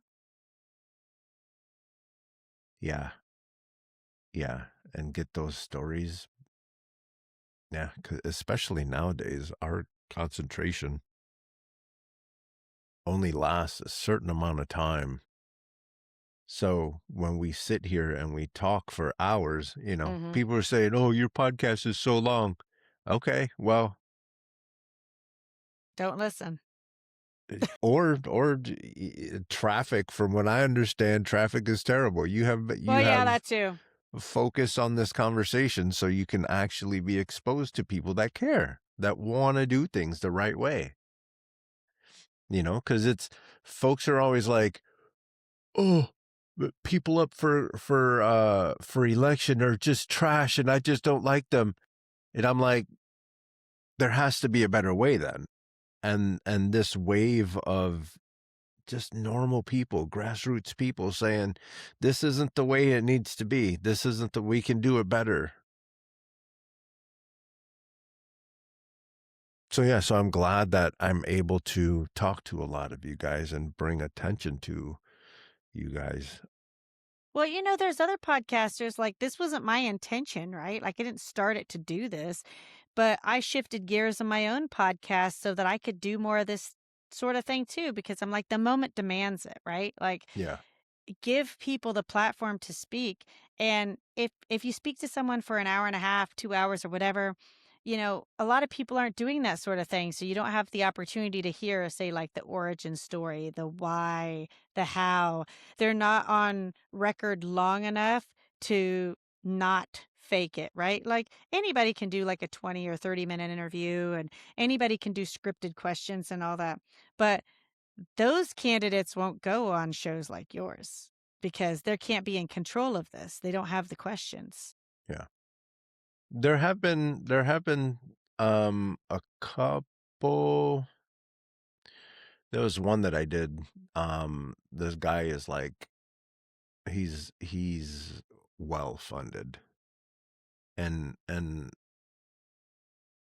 I could kind of tell there was a couple spots where I could kind of tell Getting like caught up. he's uncomfortable right now. Push into that. Yeah, but like I told him, these conversations, I want to be able to see you gush over your children. I want to figure out what's important to you. And if our conversation is about you talking about the economy and you talking about the bottom line and you talking about all this other stuff, I know that we're not aligned. Mhm. And I know that there's a lot of people who think like me that aren't aligned with you. And not for anything. I like to pick fights is the wrong word, but I like to show up to different places and say, okay, so that's your team. This is my team, Yeah. right? Yeah. So you guys have the CNNs, you guys have the MS Nows, you guys have the Fox News. We got Mhm. me and we got Tabitha. And let's go. Let's And we're see what gonna throw happens. down. Let's see what happens. You I'm know, that I'm guy. yeah, me too. And my podcast too, I tell What's the name of people your podcast? oh, yeah, sorry. It's called Staring Down the Storm: Autism Advocacy in America. Awesome. It's a Okay. long one, I know. But, I wasn't exactly sure, when you start something, you're never really sure how it's gonna roll out. And I actually never had any intention of doing a podcast because I have a nonprofit and, I have 2 nonprofits actually, but, um, my friend was like, maybe to like draw some attention to what you're doing, start a podcast." And I was like, "Ugh, I'm not doing a podcast. You're insane." And he's like, "Why not?" I was like, "I don't know what I'm doing. Why would I do that?" And he's like, "Well, I know how to do it and I'll help you." I was like, "Okay." So then we started, and that's how I got into doing the podcast. When did And this then happen? what's that? How long ago was this? Oh, I started recording January 2025. Nice. So I was trying to find a way to kind of give back because I'm like, okay, this guy came in, danger zone. Not quite sure what I'm going to do, but I need to do something. And so, it wasn't, long after that, the RFK got in there and started speaking his nonsense about autism. And I was like, oh, can't have this. Even our governor brought RFK here. And I was even more insulted by that because I was like, and coming from a state, right, that has a really checkered past with eugenics and institutionalization or whatever, I'm like, no, no, we cannot have this. And then I just started using that podcast to talk about all the things. And I did it unscripted because I was like, you know, I'm financing this thing. Mm-hmm. Like, we're going to talk about the real stuff. We're going to get into Mm-hmm. the nitty gritty. We're going to talk about LGBTQ plus. We're going to talk about trans issues. We're going to get into the uncomfortability of life. And if you're not comfortable with that and you can't go there, then this isn't for you. And I just really leaned into that and I like it. And I think it gives people a space to be themselves in an authentic way that they aren't normally. Mm-hmm. And when people really lean into that, some magic happens, I think. Hmm.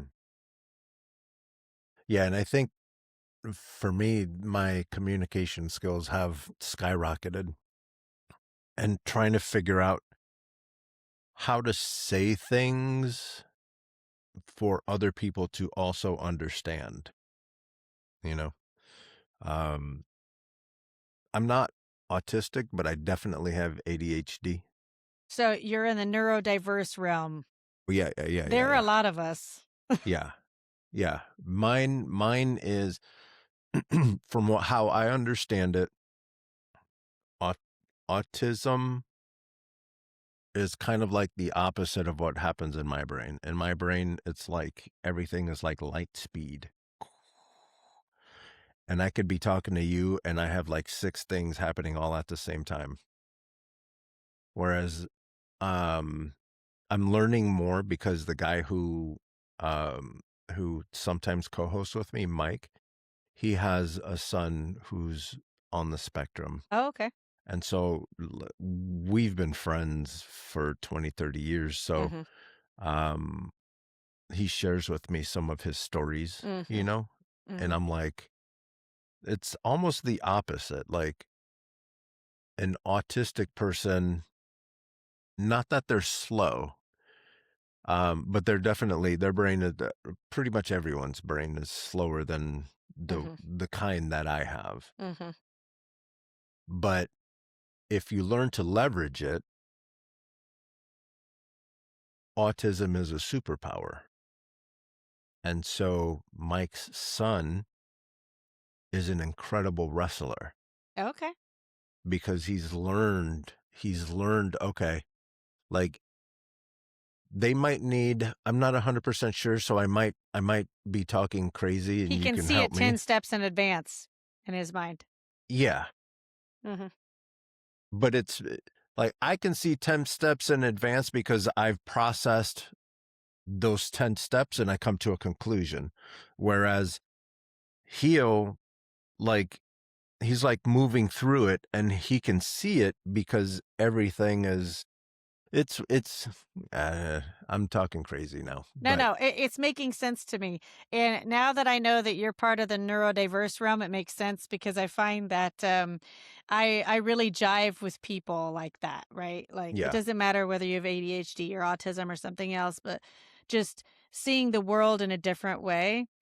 I We could definitely have a beer together and talk about some shit.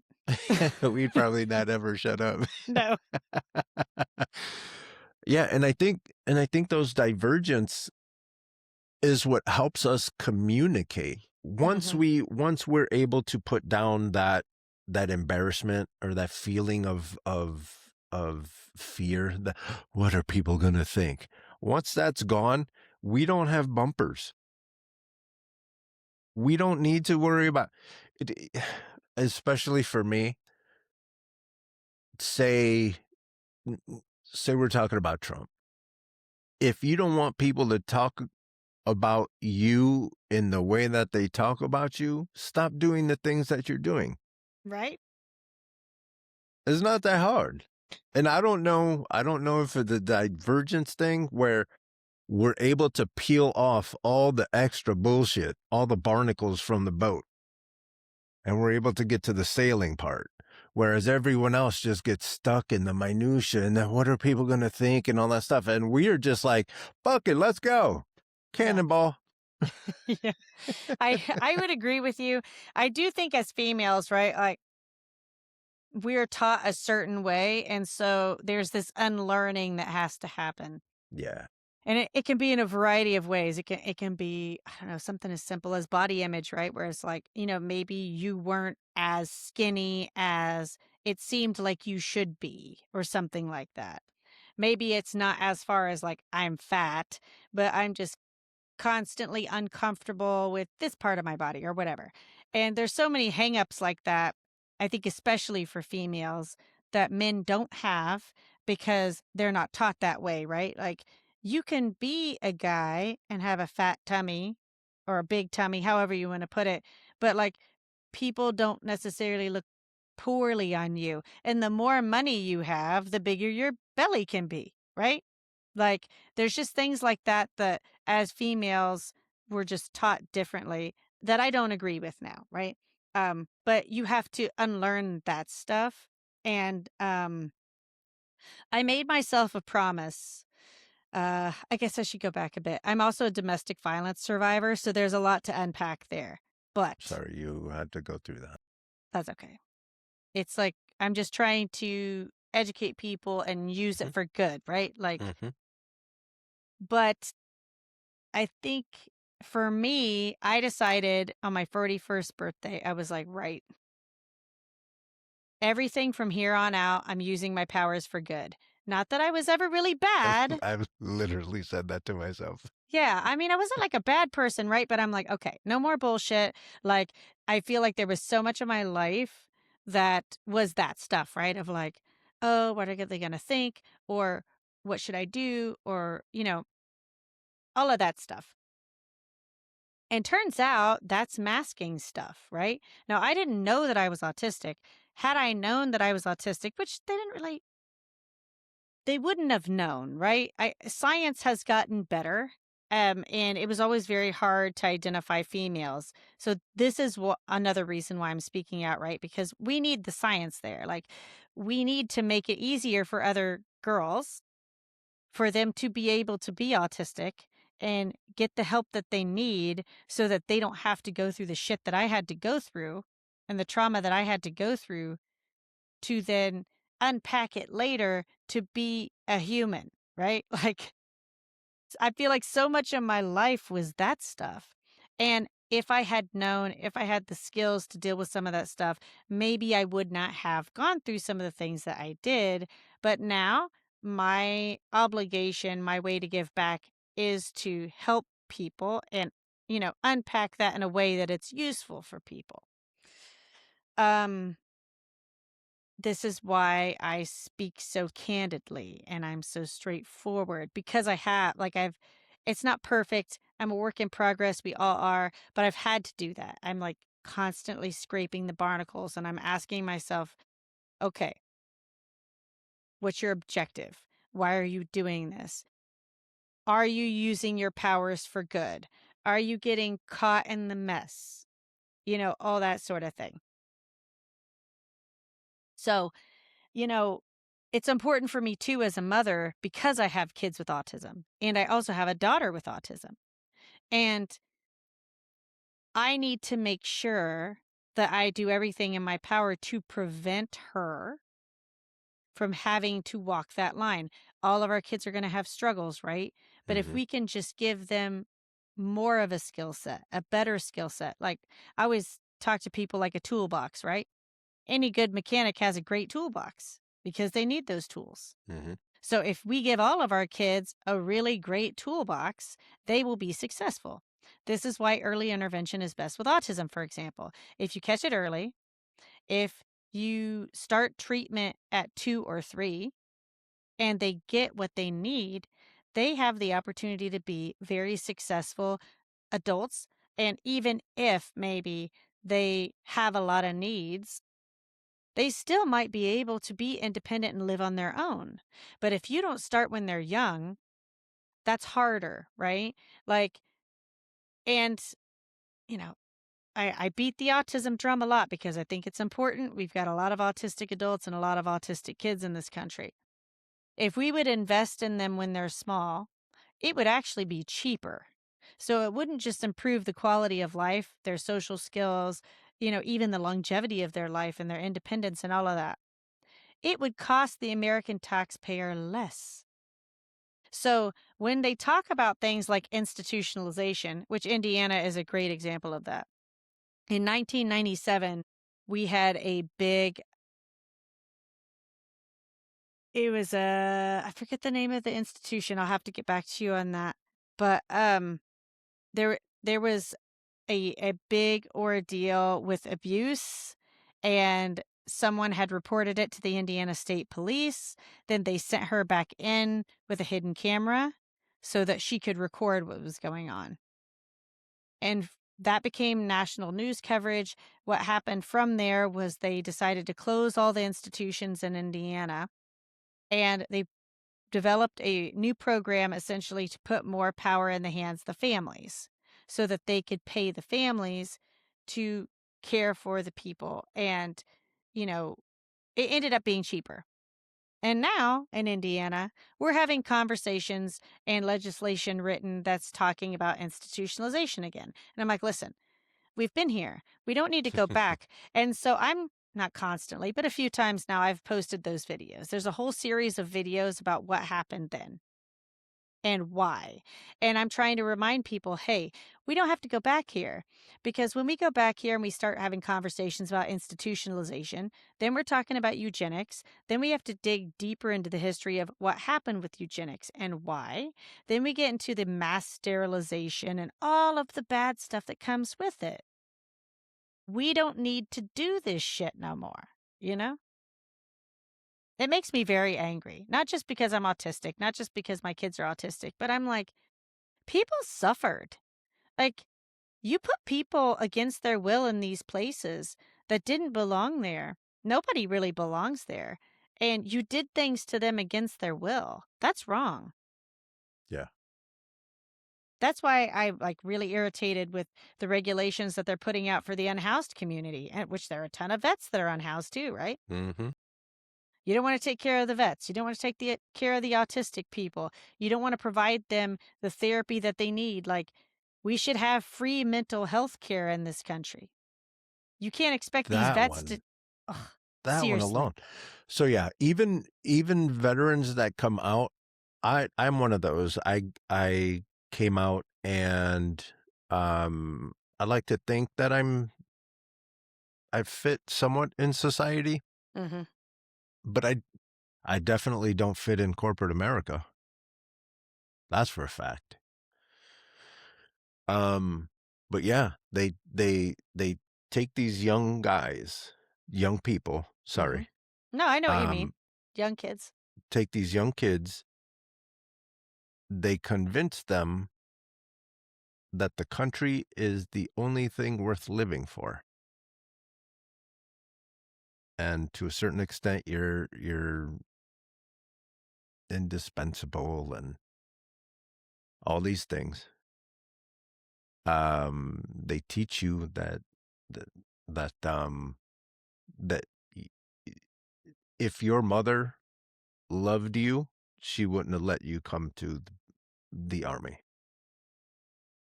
So they disconnect you from everything, and then they send you out. I didn't see combat. I was on lockdown during Desert Shield, and Okay. when I was 17, 18 years old, there was these jets that were coming, and they're just doing these runs, and the jets were pretty close. They're like right there. Mhm. And I asked my sergeant, "What's with this?" He's like, "Oh no, they're practicing bombing us just in case." Because we had a site with missiles and all kinds of stuff over there. And I was like, what? What? So that you start to realize that not even the government cares about you. Mm. And then exactly what's happening in Iran here in a hot second. They're taking a bunch of these kids. And if you pay attention to a lot of these kids, a lot of them say, I did this for a better way. I Mhm. wanted to go to school. Yep. I needed out of the hood. That was me. The Mhm. recruiter said, "You tired of being poor?" I said, "Yes, I am." And then they're taking these poor kids and sending them off. And then after all of that, after that brain fucking, you come back, you get all your forms signed. Yep, they're cleared here, cleared here, clear here. And then you get a pat on the back. And at least you get to go to school sometimes. But you don't fit in society. And then when you realize that they put your life on the line out there and you come back and you don't fit in corporate America because you just got done doing however many years you just served over there, Mhm. it's no man left behind. It's the United States. It's us. It's your battle buddy. Don't leave anyone. Don't leave that. Don't do like that. And then you go into corporate America and everyone is out for themselves, Mhm. and it's me, and it's the dollar, and it's the dollar, and all this stuff. And so it's no surprise to me that veterans don't fit. Mm. And I think it's horseshit that we, number one, do that to them physically and mentally, and then we just pat them on the back. And then when they're homeless, then we just look at them and Pull your nothing, bootstraps up. nothing. And it's because of us that you get to talk the shit that you do. And now we're starting to see that it's because of us that you're out here snatching oil. You're not even borrowing it. You're not paying for it. You're straight up stealing it. That's horseshit. And military members that are co-signing to this shit just because they want to see shit blow up, you should be ashamed of yourself. You should be ashamed of yourself. I get so conflicted about some of these things. Actually, I've had a couple good conversations with Melinda Grisby, Brown Girl Pride, and she's on my podcast a couple times. But she's an Air Force veteran, and I've got another friend of mine, Ellery Fuller, who's an Air Force veteran that's been on the podcast. I try to talk to as many veterans as I can because I feel like people should be hearing from veterans right now, especially Yeah. combat veterans, that they will tell you the shit, like Melinda, she was a medic. And so we talk about some of that stuff and like the real part of war. And what I really, really hate is people like Trump and all of them, right? That like they won't send their sons and daughters and they want to get us all hyped up. They come to areas like mine, for example, where, yeah, you have these rural kids that they know the only way they're getting out of here is if they make really good grades or if they join with the military, because then, and it's encouraged, right? Like, then you'll have a skill, you'll get to see the world, you'll get your education for free. But they To don't be really. honest, if you had good grades and you joined the military, you're a juggernaut. Because that's a lot of the parts that you do get. Mhm. The only reason I have healthcare right now is because I get to go to the VA. Yeah. Mhm. So that means that I get to reach a little farther, different other places. Well, yeah. Yeah. I mean, my grandpa, he used to go to the VA too. At least one of them. Both my granddads were in the military. One was a Marine and one was in the Army. And, they used to talk about that all the time about you know, like maybe things aren't perfect, but there's no reason in the world why we can't provide health care like this for all of the Americans. You know, it could be something basic and something simple It as ends up being cheaper. yeah, just make sure people don't die and people don't lose their houses. And, I think that's Jackson Franklin was on my podcast too, and he was a medic. I think he's National Guard, but, we were talking about some of that stuff. And he said, it was just really disturbing for him that he would have to take veterans back to their homes and let them die there. Like it was their choice, but they didn't want to saddle their family with that debt. And I'm like, "Ugh." Yeah, like all these types of stories, right? Like this is what really bothers me about this country because it's just so clear and so blatant. And, then you have people like Trump's kids, for example, that are just like every time you turn around, they're getting a government contract or whatever. Those kids are never going to go to war. They're fully capable.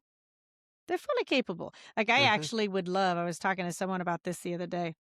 And I don't know if this is because I had so many military in my family or if I'm just that person, right? Like I'm like every single member of Congress should be able and willing to go to war, like combat. So not just that, but their kids, right? Now I know, like you might have to make a little bit of exception here or there, whatever, for people with disabilities or whatnot. But by and large, if you're going to take these offices, once it comes wartime, they should send us first because then we should know the weight of that action. We should Hmm. know, hey, if I do this, my family is going to be directly impacted. And then that helps you think a little bit more clearly, right? I also think it's important to have people in these offices that are worldly, right? Like I said, that have traveled and can say, like, you know what?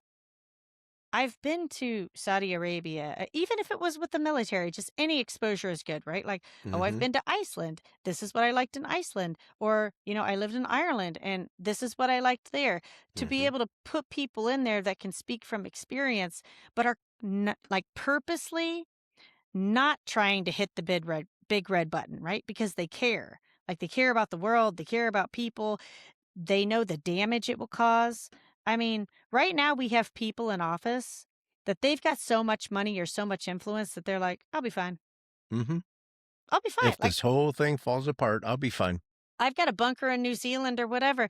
And these are not the people that should be in charge of anything. Now, mind you, we've also had like the great purge of the US military, which any school child would tell you, right? Like, some people are good at stuff, and the longer they do it, the better they get.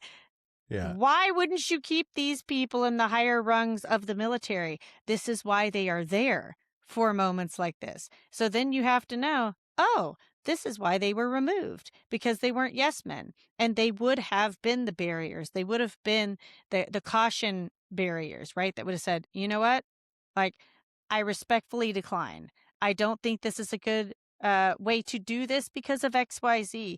Right now, we've just got a bunch of yes men and women that like they're running to hit that big red button. And it's like, what do you really think is going to happen at the end of this? Like, we all share the same earth. So if you piss off everybody, you don't think this is going to have a ripple effect? You think your money's going to save you? If China decides, now that you guys are getting to be big baddies, fuck it. We're just going to go ahead and invade Taiwan. What are you going to do about it? Like, now you're weaker, right? Now you have American soldiers rolling out the red carpet for fucking Putin.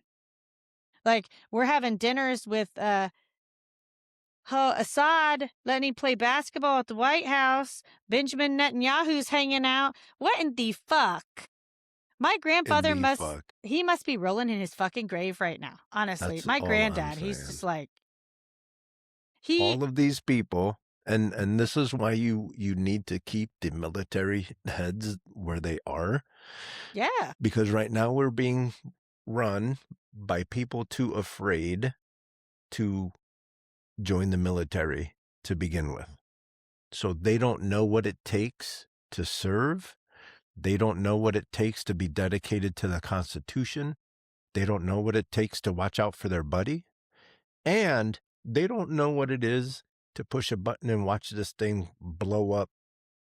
Like my MOS, we were shooting, it was Lance missiles. And if we got one of the good ones, one of the nukes, we would blow up 8 square miles of said city, cooked, that you wouldn't be able to do anything with. So now I have exposure to these things being launched, and I've seen videos of what they do. When you see that and then you equate that to people dying, you say, we have a lot of power. We don't need to go there because no one should be treated that way. But now you got a bunch of rich dudes in here who don't care and who haven't served and don't understand killing families only makes more enemies. Well, Iran right now is a perfect example of that, isn't it? Like, I'm actually, I know I'm going to catch a lot of flack for this. I actually very much respect the Iranians for their restraint. They are actually, I think, trying, because they were going around and they're like, okay, you want to go full FAFO? We're just going to go around and we're going to hit your military depots. They weren't trying to go around and kill civilians. They're like, right, you know what? We're just going to take out your stockpiles and stuff like that. And then we come in and we're, double tapping schools because Israel's like, hey, we want to take over all the Middle East, right? Like, it's Think it's of this. insanity. Yeah, think of this.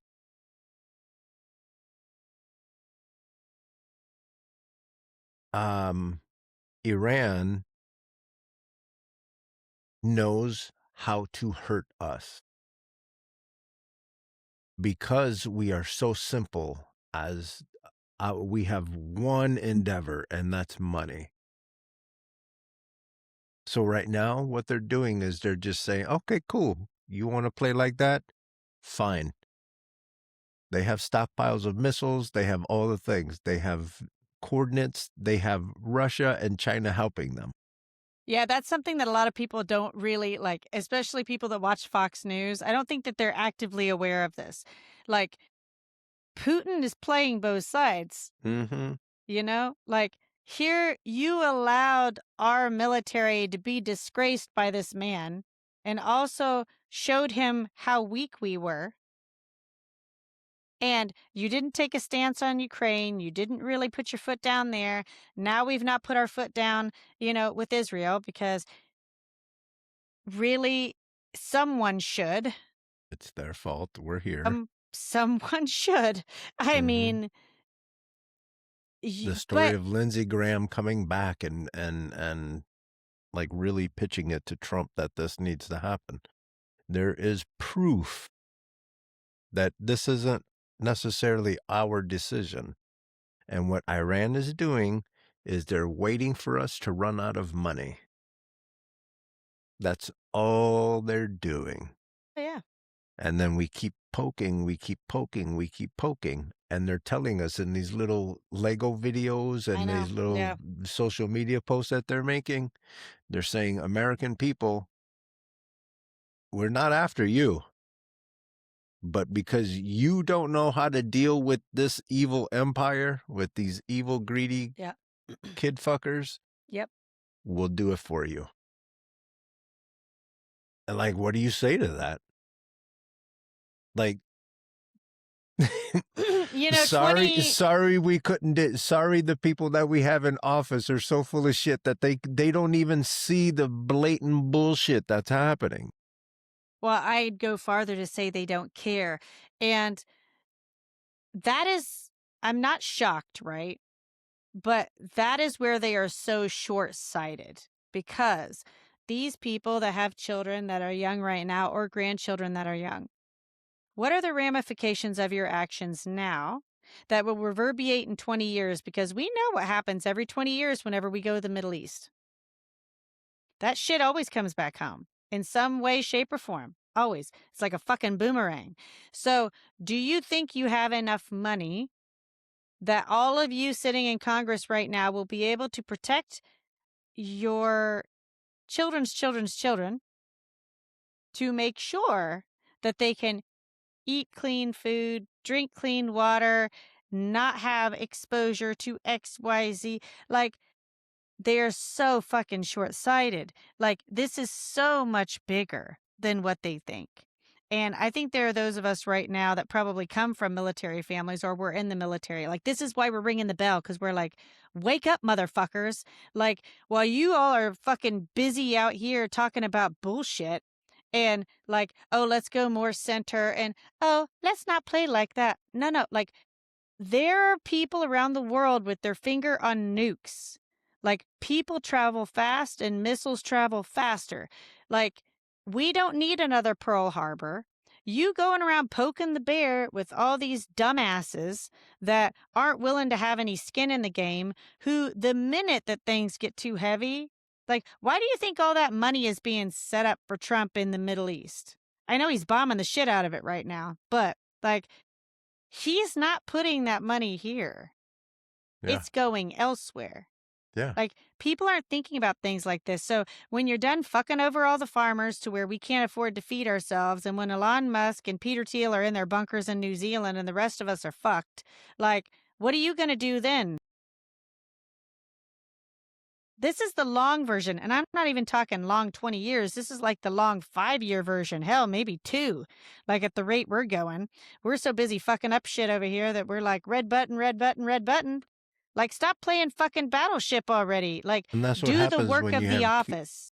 this is what happens when you have cave people in charge. We need to upgrade leadership. I've been saying this. We got a bunch of westerns, people who like westerns, they're in charge right now. We need people who like to watch Star Trek. We need that because it's changed. We're no longer all this banging your chest and getting into these pissing contests. That doesn't work. You Well, know as why? we've Because seen we're in all Ukraine. we're all in the same toilet. Same toilet. That's a perfect analogy. Yes, we're like neck deep in shit. We're just like, please help me. And I mean, all of us are. Same yeah, thing. I bet you I bet you the same thing that happened with Venezuela. They had their little leader dum dum over yep, there. People yeah, were excited that he got pulled. But you had a pimple that got popped. Our yep, pimple is festering. yeah. The other one, Hungary, with this Mm, Orban ugh. knucklehead. And then you have Putin and you had Xi Jinping. All these dudes are the same personality types. I just heard someone. I am lucky to surround myself with people that I think have similar interests. So, if they read something interesting, they will tell me. And one of them the other day was telling me I think there's some sort of relation, some power, like some relation in this power structure because I'm pretty sure Bukele's related to so and so. I can't remember who it was. And I'm like, that would make good logical sense, actually. Like all the sociopaths and psychopaths of the world, like either they're related or they're related through marriage or something. Mm-hmm. Because, like, They the way definitely go to the same tea parties. well, they're not of the people, right? And this is Correct. why I try and explain to people. I'm like, look, don't hate on the Iranian people. Don't hate on the Russian people, for example. Like, it's not their fault. Regular people around the world are doing the best that they can, but we need to raise up together, right? Like, we here have what, 150 million people in the US? Yeah, that's just the US. We're not even talking worldwide. Like, we need a rise of the matriarchy because, no offense, but like these guys have been shit in the bed for too long. So the guys that get in office now have to be part of the matriarchy. They have to be allies to the matriarchy because that's the only way we're going to get these elite Epstein fuckers out of there. Because these women, they will be like, right, we're going to have an Iceland version in America. And if we're going to spend money on anything, we're going to take that $1 billion a day and we're going to track these motherfuckers down. We will make sure that you will get no quarter anywhere in the world, and we will spend our resources tracking you to the ends of the earth because we don't do that here. And then we will warn everybody else in the future. If you think you're going to do that kind of shit here are the ramifications of that. Here's the line. Mm-hmm. Because for those people right now that are saying, oh, forget about the Epstein files are the epicenter of this shit. If we Yeah. don't clean house, The Epstein files is a manifestation of all of these powerful, and this yep. is bigger than Trump. Oh, Stop absolutely. stop thinking that it's just him. Multi country. Yeah. Yeah. It's bigger than just him. There Mm-hmm. is a character flaw that has been taking advantage of a system that lets rich people get away with things. So if you take this character flaw and surround it in money, this is what it looks like. So for me, the Epstein files is bigger than Trump. We need to figure Yeah. out who all those people are and get them. We need to exercise the demons. We need Yep. to get Yep. rid of all of that, Mm-hmm. Mm-hmm. and then exactly what you said. And I don't take it personally when a woman says, "Well, we need women to take over." What? Dudes have been fucking it up this whole time. So That's kind of yeah, my I point. It's agree. like, hey, you've had your turn now. Like Yeah, the it's right thing to shitty. This is do dumb. The right thing to do would now be for you to step aside because you should at least admit defeat at this point and say, you know what? Maybe it's your turn now. Maybe we've fucked the world up enough in like the past 10,000 years of patriarchy or whatever, and we just need a reset. Because actually, patriarchy protects men. And a lot of people don't realize that. Like, matriarchy is not about trying to hurt men. It's about trying to take care of the least of these, right? So you take care of the elderly, the children, the people with disabilities. You make sure that everybody has something in between. You make sure that it's split up fairly. You make sure that people can survive. And I'll tell you what, in any place around the world where they start to do that, crime drops. Because when people are taken care of, they don't need to do some of these things that they do. Yeah, yeah. Yeah. You know, crime happens. I, if I didn't say this earlier in the recording, I know I said it before the recording, but where I come from, or where I was raised, um, it's something as simple as getting that bag of cheese for tacos Mhm. or that gas that gets you to work. And so you slide that bag of taco cheese in your purse and you wish for the best. So it's something as simple as $2, and people would be like, "Well, you shouldn't steal," and all this stuff. But the fact is that there are people that are presented that decision. And Mhm. sometimes, goddamn it, you just want some fucking taco cheese. We are seeing a resurgence of the robber barons, and there is a reason why that had to stop because they were so gluttonous in their greed. You can't have that in any functioning society. And you also can't say, oh, I'm pro life, I'm pro family, and then not actually do the things to take care of kids. You can't force women to have children against their will and then be like, right, are you good?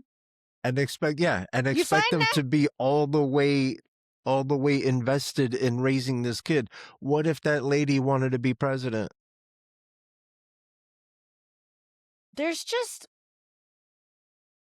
there's a violation. I'm going to get a little bit into the domestic violence stuff so that people understand this mindset, right? Like people that have been abused in some fashion.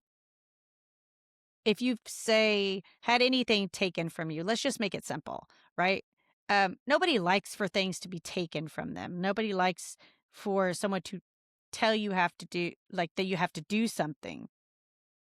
Imagine if you're not even control over your own body, right? So let's say you have a rape victim, for example, and then this rape victim that said, had something very horrible happen to them that was not of their choosing, right? They're the one left with the consequences of that, even though they weren't the one that did the action, right? So now that person has to have this baby growing in them, and they're also not okay because, I mean, you're still processing what happened to you, right? Like, you eh, how could a person be okay and have something like that happen to them, right? And then be in the good mental frame of mind to even do something simple as like, okay, you need to take your prenatal vitamins, right? You need to go to your doctor's appointment. They haven't even had the time to heal, to be better from what happened to them before something else is happening, right? So you're just expecting them to be okay and to heal and to just, the psyche doesn't work that way, right? So even if you force this person to have that baby, they're not mentally okay because they never had a time to heal before, right? So now you have a multi generational trauma issue. We're talking about an adult here. We won't even go into it being a child. Right? So these people that are writing these laws right now about bodily autonomy, right? Um, it doesn't matter whether you're restricting it for a woman with her reproductive section of things, or if it's a trans person, right? That's like, hey, I don't feel comfortable in my own body. I'm not okay, right? Like, I need some help to be okay.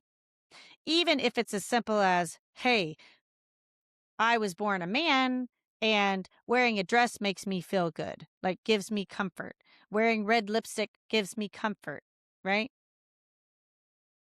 How are you going to take that away from someone else? Because then, if they're not okay and their mental health is not okay, what happens after, right? So these people are not having, say, like the suicide conversation. So whether it's um, they're against, anything for trans people, anything for women, you are not having that same experience, right? So, as a male, for example, that can't get pregnant or maybe isn't trans, you're not having to walk that life. You're not having to have that Right, struggle. right. How could you legitimately think there would not be repercussions from that? So then you get into the question of, okay, they probably know that. So then that means they don't care. And that's when it gets really gritty. And I think these politicians should just be honest then, right? Just say it out loud. Like, speak your truth. I don't like gay people. I don't like trans people. I don't like women. And therefore, I don't think these people are worth serving. They're not worth investing money in. I want to keep the money for myself. And that is why I cannot allocate resources to XYZ, because as a man, I must retain all of the resources at the expense of everyone else. And this is Yeah. why we need the matriarchy. Yeah. The whole man wearing women's clothing stuff. I always tell my hard-headed friends, to me, I need you at 100% or as at Yep. close to 100%. Mm-hmm. So if you're wearing a Superman outfit with a cape, if you're wearing a cowboy hat and cowboy boots, or if you're wearing a lovely fucking sundress, I don't Mm-hmm. give a fuck. Yeah. Show up, do your thing, be a good person, and I'll see you when I see you. But it's the same shit. I have a cousin who's MAGA and all this stuff. Yeah. Grew up in Puerto Rico, so Yeah. he's a brown kid. Yeah. But he flies the loser flag, the Confederate flag. So he has the American flag, the Confederate flag, and the Don't Tread on Me flag. Okay. He was Cuban kid raised in Puerto Rico that identifies as a hillbilly. Okay. I say, if anyone understands trans, it's you. You should be wearing grass skirts and a pineapple on your head. But no, you identify as a hillbilly. So he has his little belt buckle and all his things. And what are we doing? You know what What I are would we say to doing? someone like that?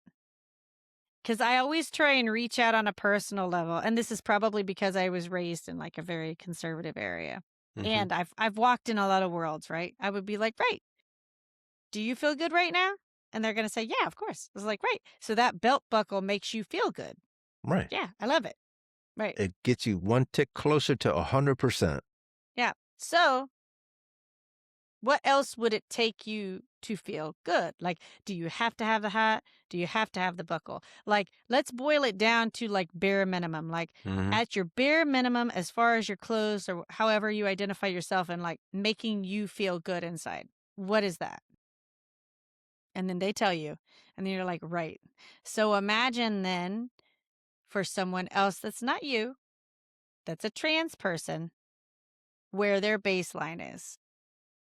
And imagine if someone tells you, you can't wear the belt buckle, you can't wear the hat, you can't wear the boots. How would that make you feel? Hmm. Oh, well, I would never do that. No, Can't but tell me what to do. let's just imagine for a second that someone is telling you, you can't wear the hat, you can't wear the belt buckle, and you can't wear the boots. How would that make you feel? And if you can have that conversation with someone and they're honest, right? 90% of the time they're going to be like, I see your point. Mm-hmm. I still don't agree with you, but I see your point.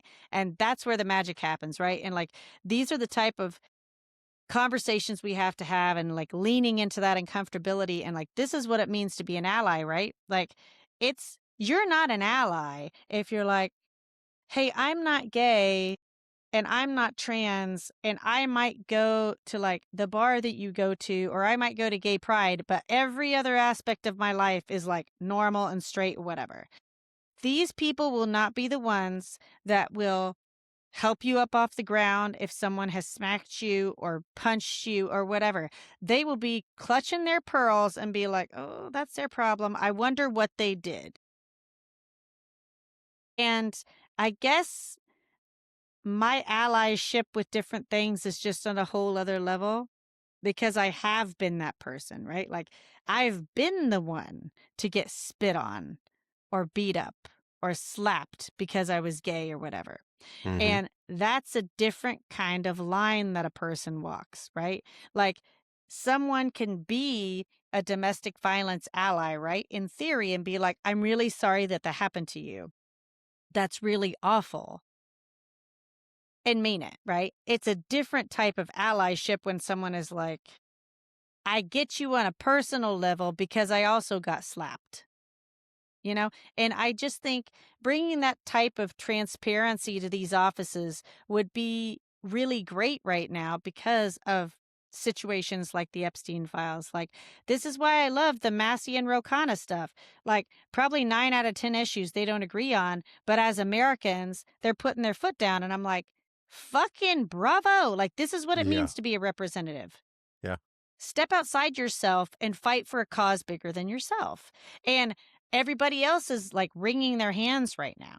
Like, so many people aren't willing to take a stand. It's like, you don't have to agree on every single thing, but you better have some things you can just like bring the gauntlet, like, hell no. Like, I will, as a congressperson, right? Whatever it is, because everybody's got their thing and that's okay. Like, we need different people. My thing might be autism. Someone else's thing might be veterans' rights, and they can be multiple, right? But you need those people that are like, I'll sleep on the steps. I'll sleep in an encampment. Like, you are not over my dead body. Anyway, I'm just very much about that business, and personally, I won't vote. I won't vote for anybody that's not at this point. I'm just like, we're we Yeah. we need better. Yeah. Yeah.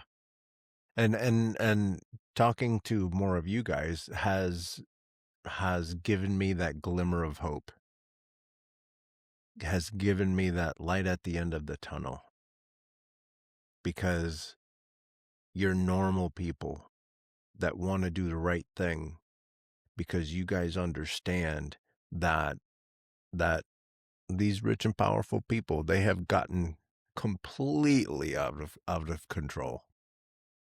Completely out of control.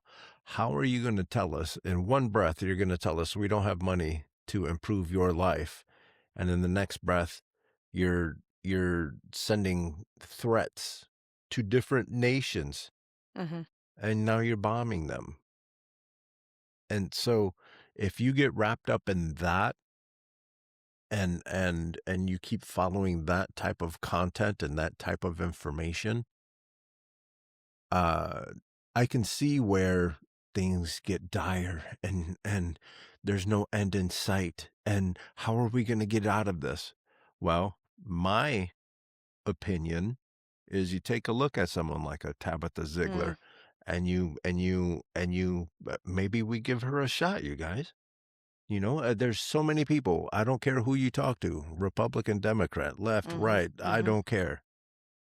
Gay, straight. I don't Yeah. care. Right. Everyone knows that this isn't working. Everyone is uncomfortable. And everyone is asking for a third party. We need a third party. Okay, well, no one trusts a third party because otherwise we would vote for them. So the alternative would be taking a look at Tabitha and seeing what she wants to do in Indiana and giving her a shot. Are you rich? Are you a millionaire? Are you like you? No.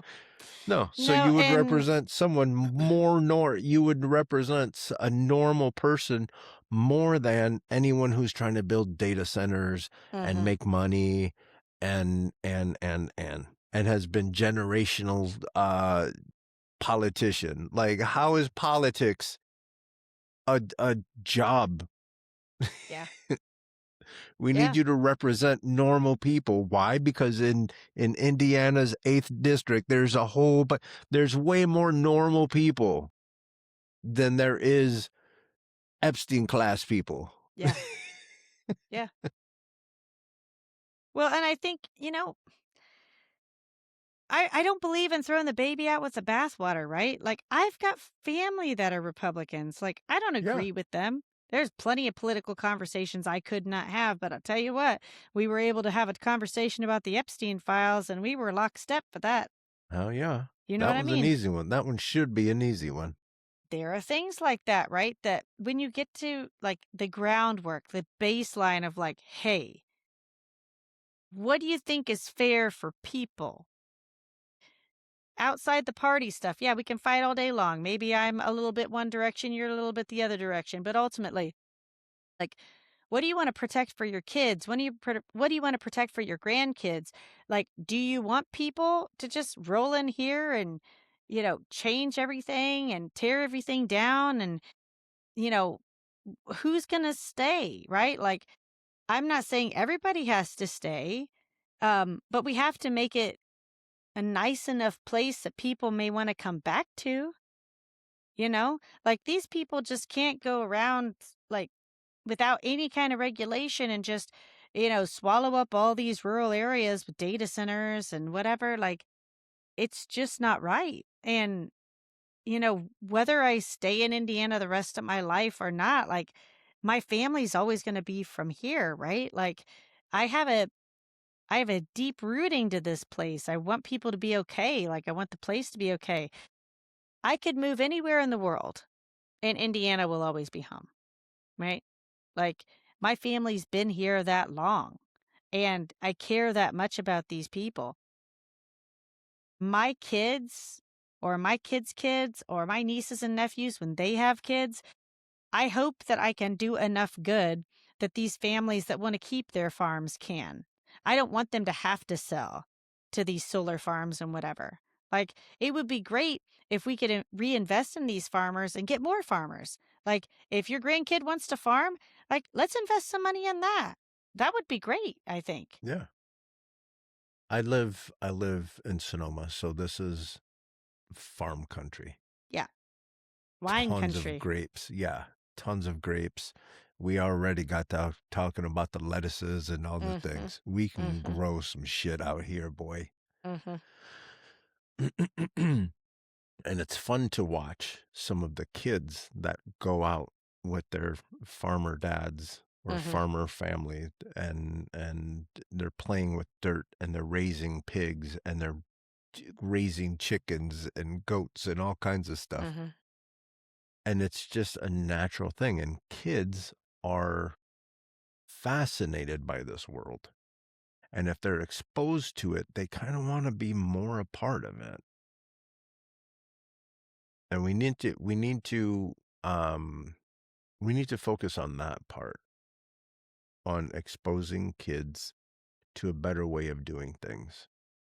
Because I have exposure to I have friends in the food um industry is the wrong way to say it, but they're activists in the Mm-hmm. food Mm-hmm. system.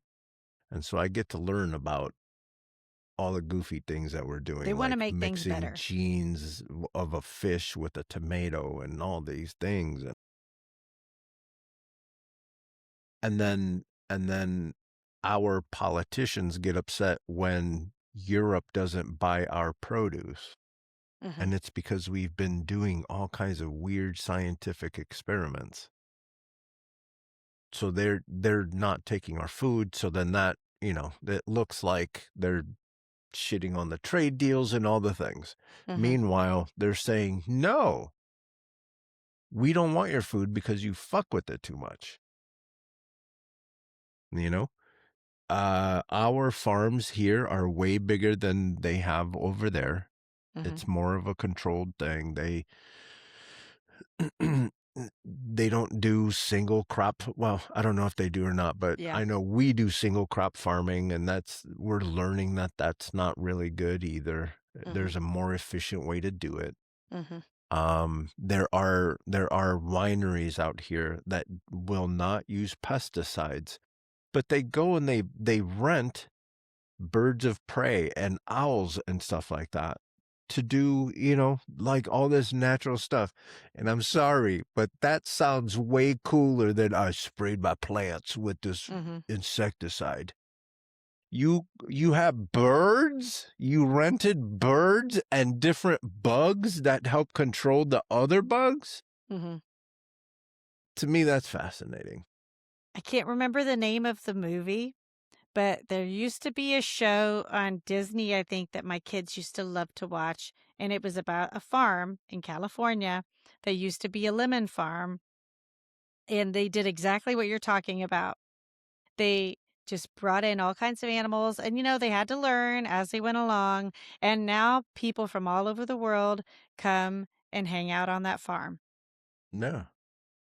Yeah, and my kids loved that movie. I don't know if it's still there, I'll have to look, but when they were younger, they would always ask me for the farm show, and they just thought it was fascinating, and I think that yeah, you're right, like, kids are like that, right? And wouldn't it be lovely if we just raised a bunch of environmentalists and conservationists that were actively trying to regenerate the soil or bring back species from extinction or whatever? Like, what a wonderful world would that be rather than let's be an oil tycoon?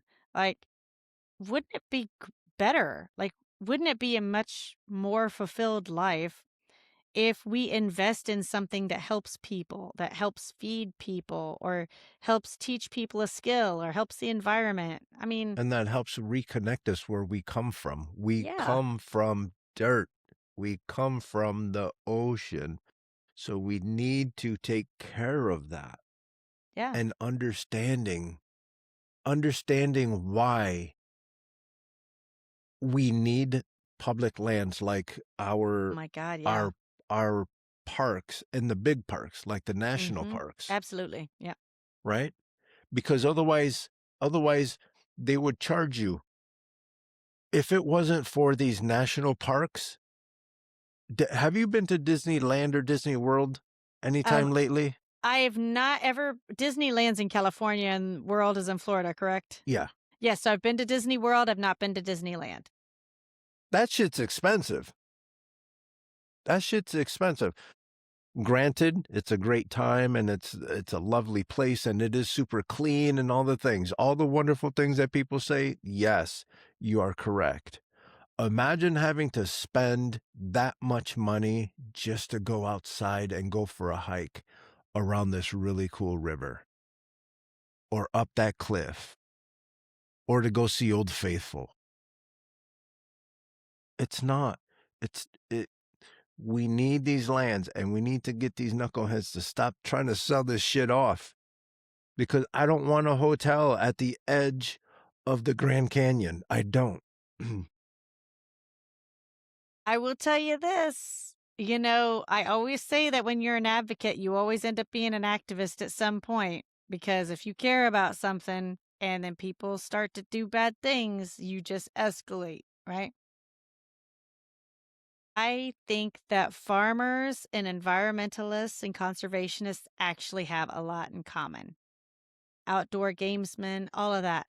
There are many more of us even outside of party lines that align on these type of values that are not looking to take everything, right? That is where you're seeing the unification, which I find interesting, but I love it. Um People care about the public lands. People were pissed when they started firing the park rangers. And it wasn't just Democrats. It was Republicans too. They're like, "Hold on a second. You know what? Like my kid likes going to that park and we need those park rangers and they do good stuff. We need to keep these They hold the people." knowledge. Yeah. So, in a way, I always tell people Trump did us a favor. He was so awful, right? Mhm. So awful, went so far, surrounded himself with very awful people that it kind of woke America up. We're still not where we need to be, but it sparked something. And America is always like the sleeping giant. We always learn through pain. We're so big and we're so diverse. But the parks, like the public lands, this is activating people. People Good. don't like this. And I'm Yeah. with you. I'll be right there on the picket lines with you because, you know, it's no longer very hippy dippy people that are chaining themselves to trees anymore. Like they are mistaken. You're having ranchers, you know, all kinds of people that are like, enough is enough already. You have a lot of professionals that like whether it's a frisbee golf setting. I know hunters that are professionals. Hmm. I know I go camping at least once a year. At Mhm. least once a year. Yeah. Um, I know I have professional friends that one of their goals is to go to all the national parks. Mhm. So it's not like you're talking to a bunch of dummies. No. It's No. not a bunch of hippies trying to hug trees. Mhm. It's a bunch of very intelligent people who know, who have the who have access to information and have access to going out to do things. They know the importance of what it takes. They know the importance of staying connected to where we come from, and Yeah. that's nature. Yeah. Nature gives us everything we need: pain medication, food, water, entertainment, Mhm. companionship, solitude, the ability to just laying in a field and listening to the leaves. That fixes people. So we need to get back to that. We got to connect back to nature, because that's where we come. All this extra stuff is just noise.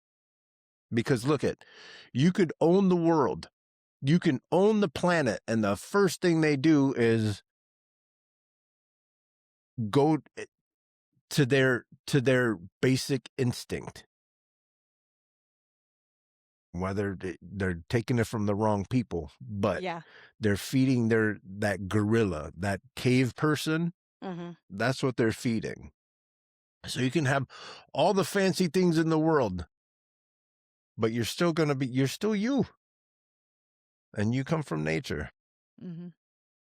Well, what I've learned with my life and my experiences is the harder you have it and the grittier you are, the less you need. And the more you see the value in community.